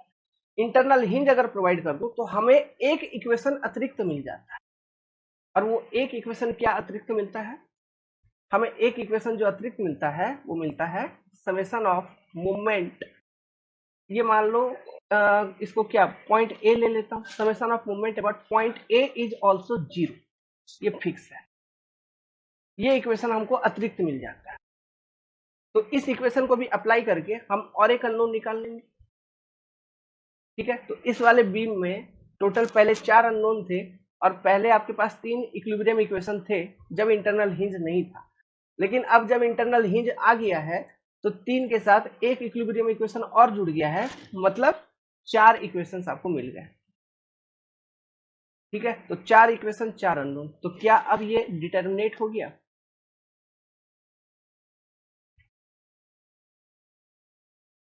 कैसे हुआ? सपोर्ट रिएक्शन कितना है? R equal to 4, 4 support reaction है। और इक्विलिब्रियम इक्वेशन कितने? ये भी है 4। कौन कौन से? Summation F of Y equal to 0 लगाओगे पूरे मेंबर पे, static. Summation F of X equal to 0 लगाओगे पूरे मेंबर पे, summation M about Z axis पूरे मेंबर पे 0 लगाओगे। ये समेशन एम अबाउट जेड पूरे मेंबर पे 0 मतलब आप चाहे ये मतलब फिक्स सपोर्ट पे लगा लो या रोलर पे लगा लो या और भी कोई सेक्शन पे, इधर लगा लो इधर लगा लो, कहीं पर भी लगा लो, 0 होना चाहिए। प्लस एक अतिरिक्त इक्वेशन जो मिला आपको at internal hinge location, summation of M about A equal to 0। तो ये 4 इक्वेशन मिले। तो ये डिटर्मिनेट कैसे हो गया? r माइनस ई करोगे 4 minus 4 equal to 0। 4 equilibrium equation, 4 unknown, चारों कैलकुलेट हो गए, तो मेंबर हो गया आपका डिटर्मिनेट। अब देखो ये जो इक्वेशन मैं बता रहा हूं आपको इंटरनल हिंज का, summation M about A equal to 0। अब यहाँ पे जो कॉन्सेप्ट है मैंने आपको बता रखा था, एक पॉइंट याद करिए इंटरनल हिंज का जब टॉपिक मैंने पढ़ाया था कि about internal hinge, internal hinge क्या करता है? सबसे पहले जो पूरा बीम है इसको दो पार्ट में बांट दिया, मतलब ये एक अलग मेंबर बन गई, ये मेंबर 1 हो गई, ये मेंबर 2 हो गई, दो पार्ट में अलग बांट दिया हूँ। उसके बाद मैंने आपको बोला था दोनों पार्ट का जो रोटेशन होता है इंडिपेंडेंट होता है, मतलब ये अपना ऐसे रोटेट करेगा तो ये ऐसे रोटेट कर सकता है, ऐसे, मतलब इसके रोटेशन से इसका, इस वाले पार्ट का जो रोटेशन है वो डिपेंडेंट नहीं होता है, दिस रोटेशंस आर इंडिपेंडेंट। इसलिए जैसे summation m equal to m at a equal to 0 हमको एक इक्वेशन लिखना है तो हम किसी एक पार्ट को कंसिडर करके लिखेंगे, ऐसा नहीं कि दोनों पार्ट को कंसिडर करके लिख दिया। दोनों पार्ट को कंसिडर करने का मतलब क्या है? एक पार्ट को कंसिडर करने का मतलब क्या है? देखो, मतलब मान लो ये इसका नाम देता हूं सी, ये बी दे दिया, या फिर हम सी साइड से लिखेंगे जितने भी फोर्सेस है मेंबर 1 पे, इसका मूवमेंट अबाउट पॉइंट ए 0 लिख देंगे, वो इक्वेशन हो जाएगा। या फिर बी तरफ से लिखेंगे, मतलब मेंबर 2 का जितने भी फोर्सेस है पॉइंट ए पर 0 कर देंगे, मतलब उसका उसके कारण जितने भी मूवमेंट है पॉइंट ए पे 0 कर देंगे। इन दोनों में से कोई एक को हमको कंसिडर करना है, बस यही चीज है। समझ में आ रहा है? क्योंकि हमको एक ही अतिरिक्त इक्वेशन मिल रही है ना, हमको एक इक्वेशन लिखना है यहाँ पे, तो आप किसी भी पार्ट का लिख सकते हो, चाहे इस तरफ से लिखो या इसका लिखो, किसी भी पार्ट का movement due to all forces about internal hinge 0 कर दो, तो वो एक इक्वेशन है, वहां से एक अननोन कैलकुलेट हो जाएगी आपकी। ठीक है, तो ये आपका इंटरनल हिंज का कॉन्सेप्ट। तो इसी के साथ इस वाले क्लास को मैं एंड करता हूं, और यदि आपको कुछ समझ में नहीं आया तो कमेंट कर दीजिएगा। और नेक्स्ट अब चालू हो गया, अब ये सारा बेसिक पार्ट आपका क्लियर हो गया।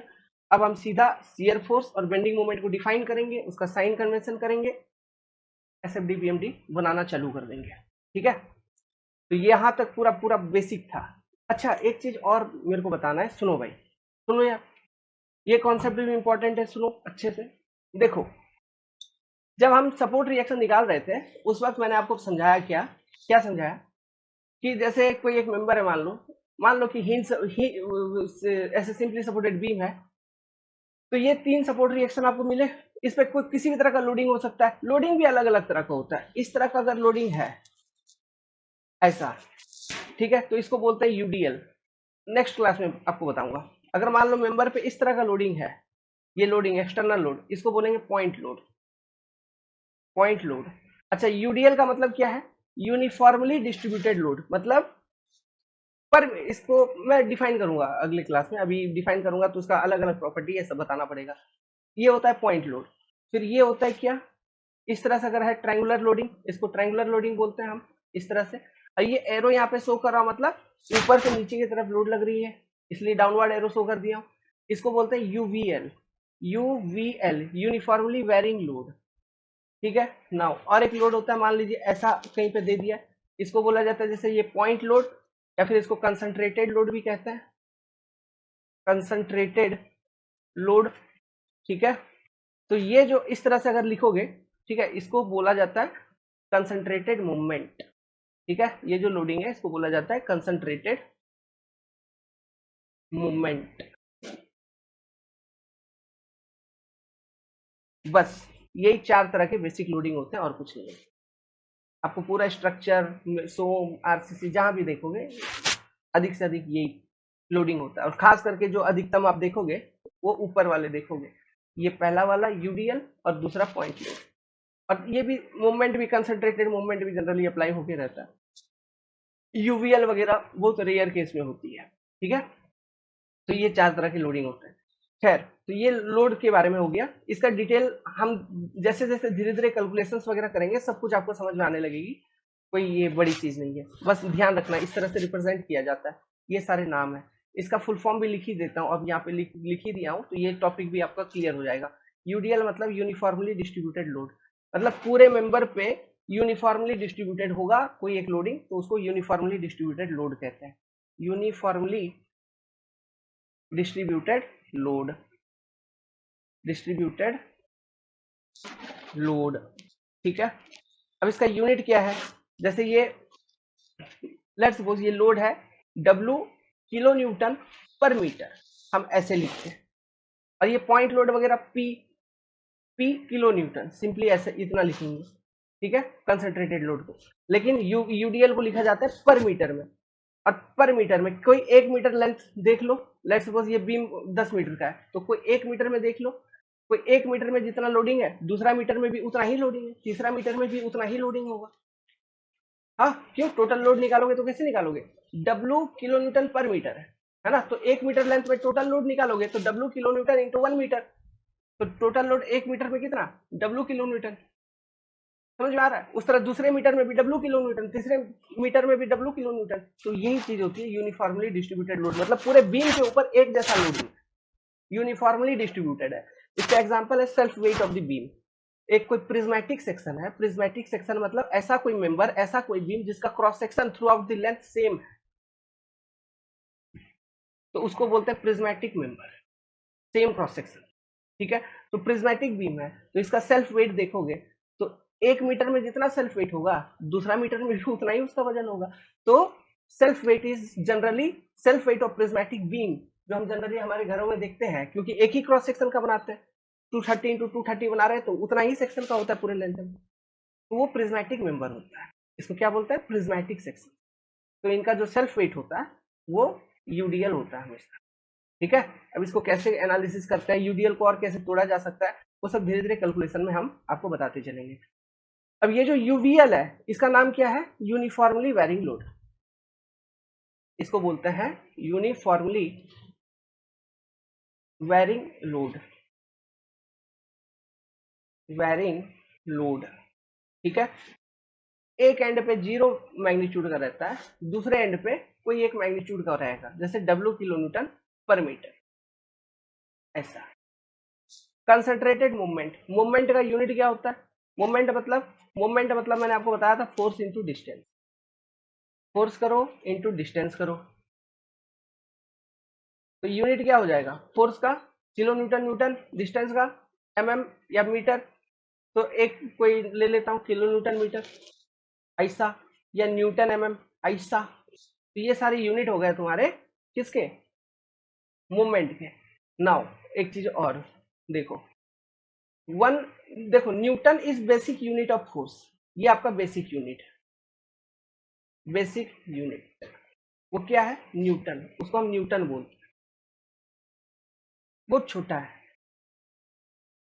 1000 न्यूटन इक्वल टू होता है 1 किलो न्यूटन, ध्यान रहेगा। ठीक है, 1000 न्यूटन बराबर 1000 एन, न्यूटन बराबर 1 किलो न्यूटन। समझ में आ गया, तो ये इंपॉर्टेंट है, ध्यान रखना, यूनिट कन्वर्सन में कभी कभी करना पड़ जाता है, ओके, तो वहां पे काम आ जाएगी। नाउ फोर्स का अगर थोड़ा बेसिक कॉन्सेप्ट बताऊं फोर्स के बारे में, तो फोर्स का जो कॉन्सेप्ट आता है basically, force equal to mass mass into acceleration due to gravity. M माने मास,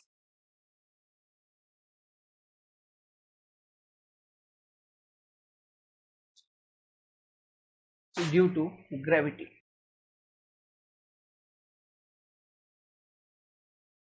ठीक है, मास माने केजी,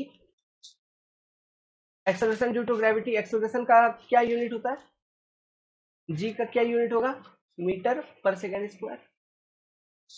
तो फोर्स का यूनिट एमकेएस सिस्टम है, ये जो सिस्टम है केजी मीटर सेकेंड, इसको मास मास डिस्टेंस सेकेंड ऐसा एमकेएस सिस्टम बोलते हैं। इसमें क्या क्या हो गया, केजी मीटर पर second square, this is unit of force. अब यही चीज होती है एक न्यूटन, समझ में आ रहा है? ठीक है, अब मतलब सब यहाँ पे एक एक केजी लिख लो, एक केजी, ये एक मीटर, और ये टाइम एक यूनिट 1 सेकेंड स्क्वायर ऐसा, तो ये हो जाएगा आपका 1 न्यूटन, क्योंकि सब वन वन वन खत्म, ये 1 न्यूटन। तो ये चीज ध्यान रखना, ये कहाँ से आया, न्यूटन्स का जो रिलेशन है। ठीक है, force equal to mass into acceleration, F equal to M A, वहां से ये सिस्टम आती है। तो इसलिए कोई अगर वजन आपको गिवन है, ये सब का use soil mechanics fluid mechanics में, ये एक्सप्रेशन का यूज, ये कॉन्सेप्ट का यूज बहुत होगा। ठीक है, लेकिन यहाँ पर भी फोर्स वगैरह कुछ आ गया है, तो मैंने एक बेसिक आपको बता दिया। ओके, अब देखो यहाँ पे जी का वैल्यू कितना लेते हैं हम, जी इक्वल टू स्टैंडर्ड 9.81 मीटर पर सेकेंड स्क्वायर हम जनरली लेते हैं। लेकिन एग्जाम में क्वेश्चंस में ध्यान रखना जी का वैल्यू क्या दिया हुआ है। ठीक है, कभी किसी में 10 दे देता है, किसी में कुछ एज्यूम करने के लिए दे देता है, तो क्वेश्चन में जैसा दिया है हमको क्वेश्चन के अकॉर्डिंग ही काम करना पड़ता है। लेकिन जो स्टैंडर्ड वैल्यू है, जो पूरा दुनिया लेता है, वो है 9.81 मीटर पर सेकेंड स्क्वायर। इसकी वैल्यू है एक्सेलरेशन ड्यू टू ग्रेविटी, इसकी ये वैल्यू होती है। क्लियर है?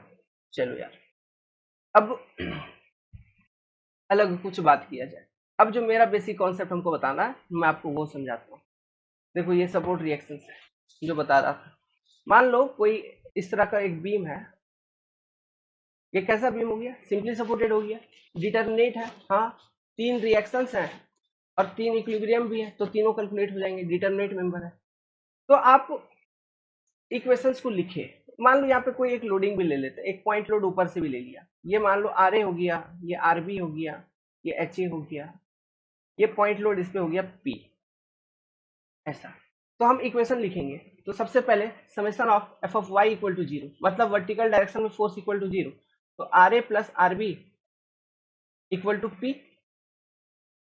ठीक है, summation of F of X equal to 0, मतलब यहां से सीधा वैल्यू पता चल गया, एच ए इक्वल टू क्या, कुछ है एच ए को रजिस्टर करने के लिए, कुछ भी नहीं है, H A equal to 0। Summation of M about, कहां पे लिखूं, ए पॉइंट बी पे लिख देता हूं कहीं पर, M about B, M Z about B equal to 0। तो क्या हो जाएगा, मान लो ये बीम का लेंथ है एल, ठीक है, और ये एल माइनस ए मान लो इसको, ये डिस्टेंस, ठीक है, क्योंकि यहां से यहां तक का डिस्टेंस है मान लीजिए ए, तो वो एल माइनस ए हो गया। तो R A into L, moment about, मैं बी लिख रहा हूँ बी सेक्शन पे, तो moment equilibrium, R A into L लिखा, देखो क्लॉकवाइज लिखा, minus P into L minus A must be equal to 0। तो ये 3 इक्वेशन आपने इस तरह से लिखा। ठीक है, अब सुनना मेरा बात, अब इंपॉर्टेंट है, ये डायग्राम को देखते हुए आपने ये 3 इक्वेशंस को लिखा। क्या देखते हुए लिखा, डायग्राम को देखते हुए लिखा।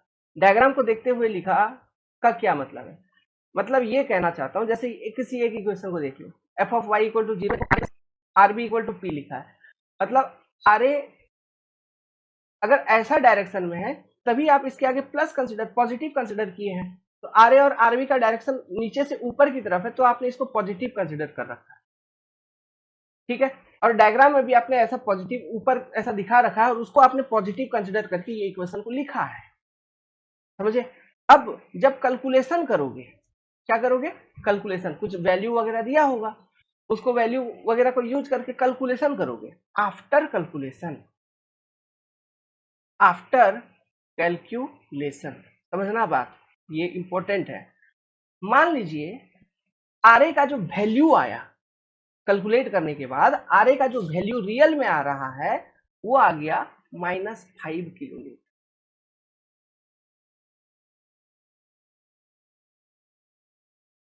आरए का जो वैल्यू आ गया, let's suppose after calculation, example ले रहा हूं, वो आ गया -5 किलोमीटर। तो अब इसका मतलब क्या है,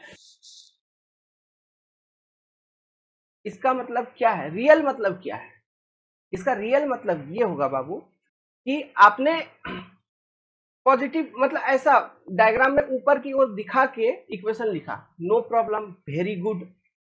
चीजों को कैलकुलेट भी किया, वेरी गुड। लेकिन फाइनल आंसर में आ गया आपका रियल आंसर -5 किलोमीटर। इसका मतलब ये हुआ कि जो आपने डायरेक्शन एज्यूम कर रखा है रिएक्शन का, आरए का, वो उस डायरेक्शन में ना लगते हुए उसके उल्टा दिशा में लग रहा है, अपोजिट डायरेक्शन। मैग्नीट्यूड सेम रहेगा, 5 किलो न्यूटन का ही रिएक्शन है वो, लेकिन बस डायरेक्शन उल्टा आप दिखा दीजिए। समझ रहे हैं चीजों को? ठीक है, रियल में हम ये समझेंगे इसका मतलब ये कि जैसे आरए यहाँ पे माइनस में आ गया, तो इसका रियल चीज होगा ये कि आरए का जो रियल दिशा है, जिस डायरेक्शन में ये रिएक्शन लग रही है, वो है नीचे। ऐसा मतलब कोई एक पर्टिकुलर डायरेक्शन वगैरह को कंसिडर करके इक्वेशन आपने लिखा और चीजों को कैलकुलेट किया।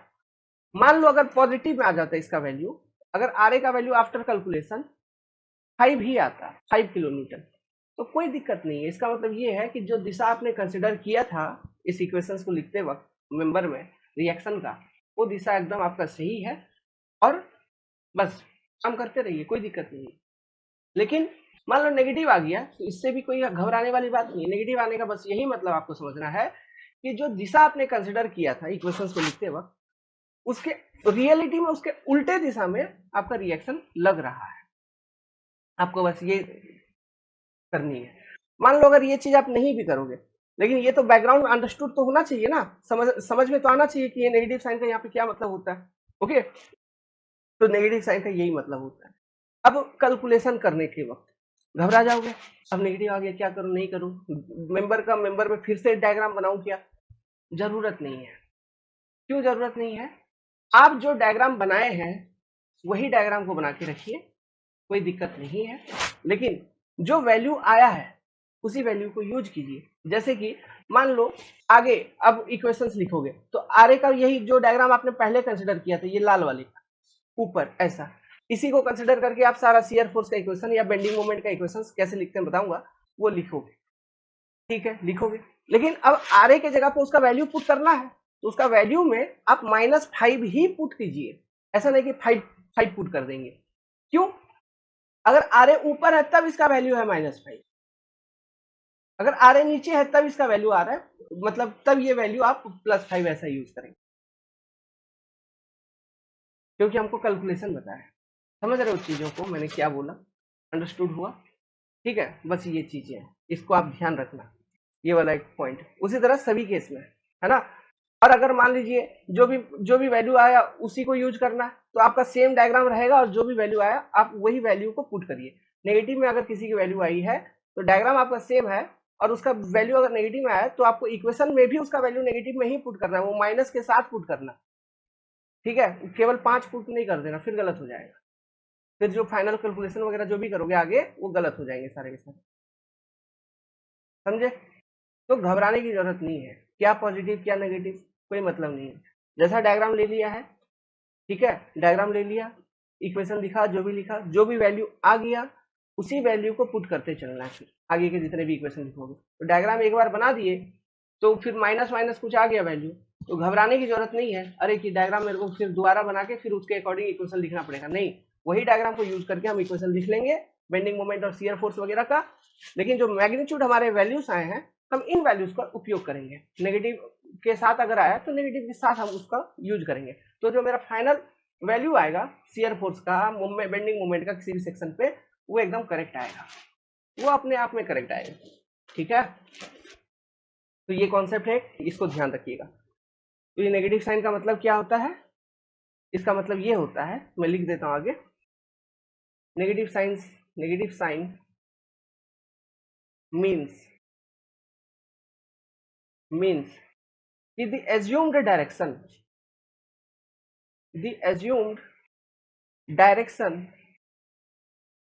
of the given support reaction,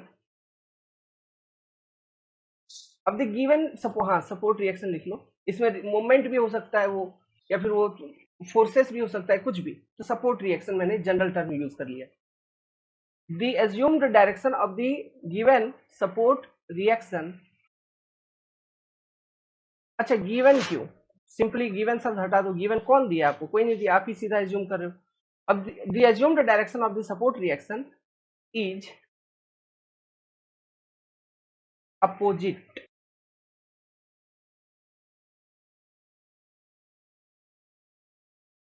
ठीक है, इज अपोजिट, उल्टा है। जो भी आपने एज्यूम किया है डायरेक्शन, नेगेटिव अगर आ गया उसके वैल्यू में आफ्टर कैलकुलेशन, इसका मतलब क्या है, जो भी आपने डायरेक्शन एज्यूम किया है वो उस डायरेक्शन में ना लगते हुए रियल टर्म्स में उल्टा दिशा में लग रहा है, अपोजिट, बस यही मतलब है, ठीक है। तो इसी के साथ थैंक यू। बताइए क्लासेस कैसा लग रहा है, इक्विलिब्रियम इक्वेशन वगैरह, स्टैटिक इक्विलिब्रियम कंडीशंस हम कैसे यूज करेंगे ये आपको समझ में आए, इक्वेशंस हम कैसे लिखेंगे, इससे बेसिक फंडामेंटल्स क्लियर है। अब सीधा बीम वगैरह बता दिया, लोडिंग वगैरह बता दिया, अब सीधा अपन SFD define, shear force define करेंगे, बेंडिंग मोमेंट डिफाइन करेंगे, कैलकुलेशन चालू कर देंगे एसएफडी बीएमडी का, ठीक है। Thank you.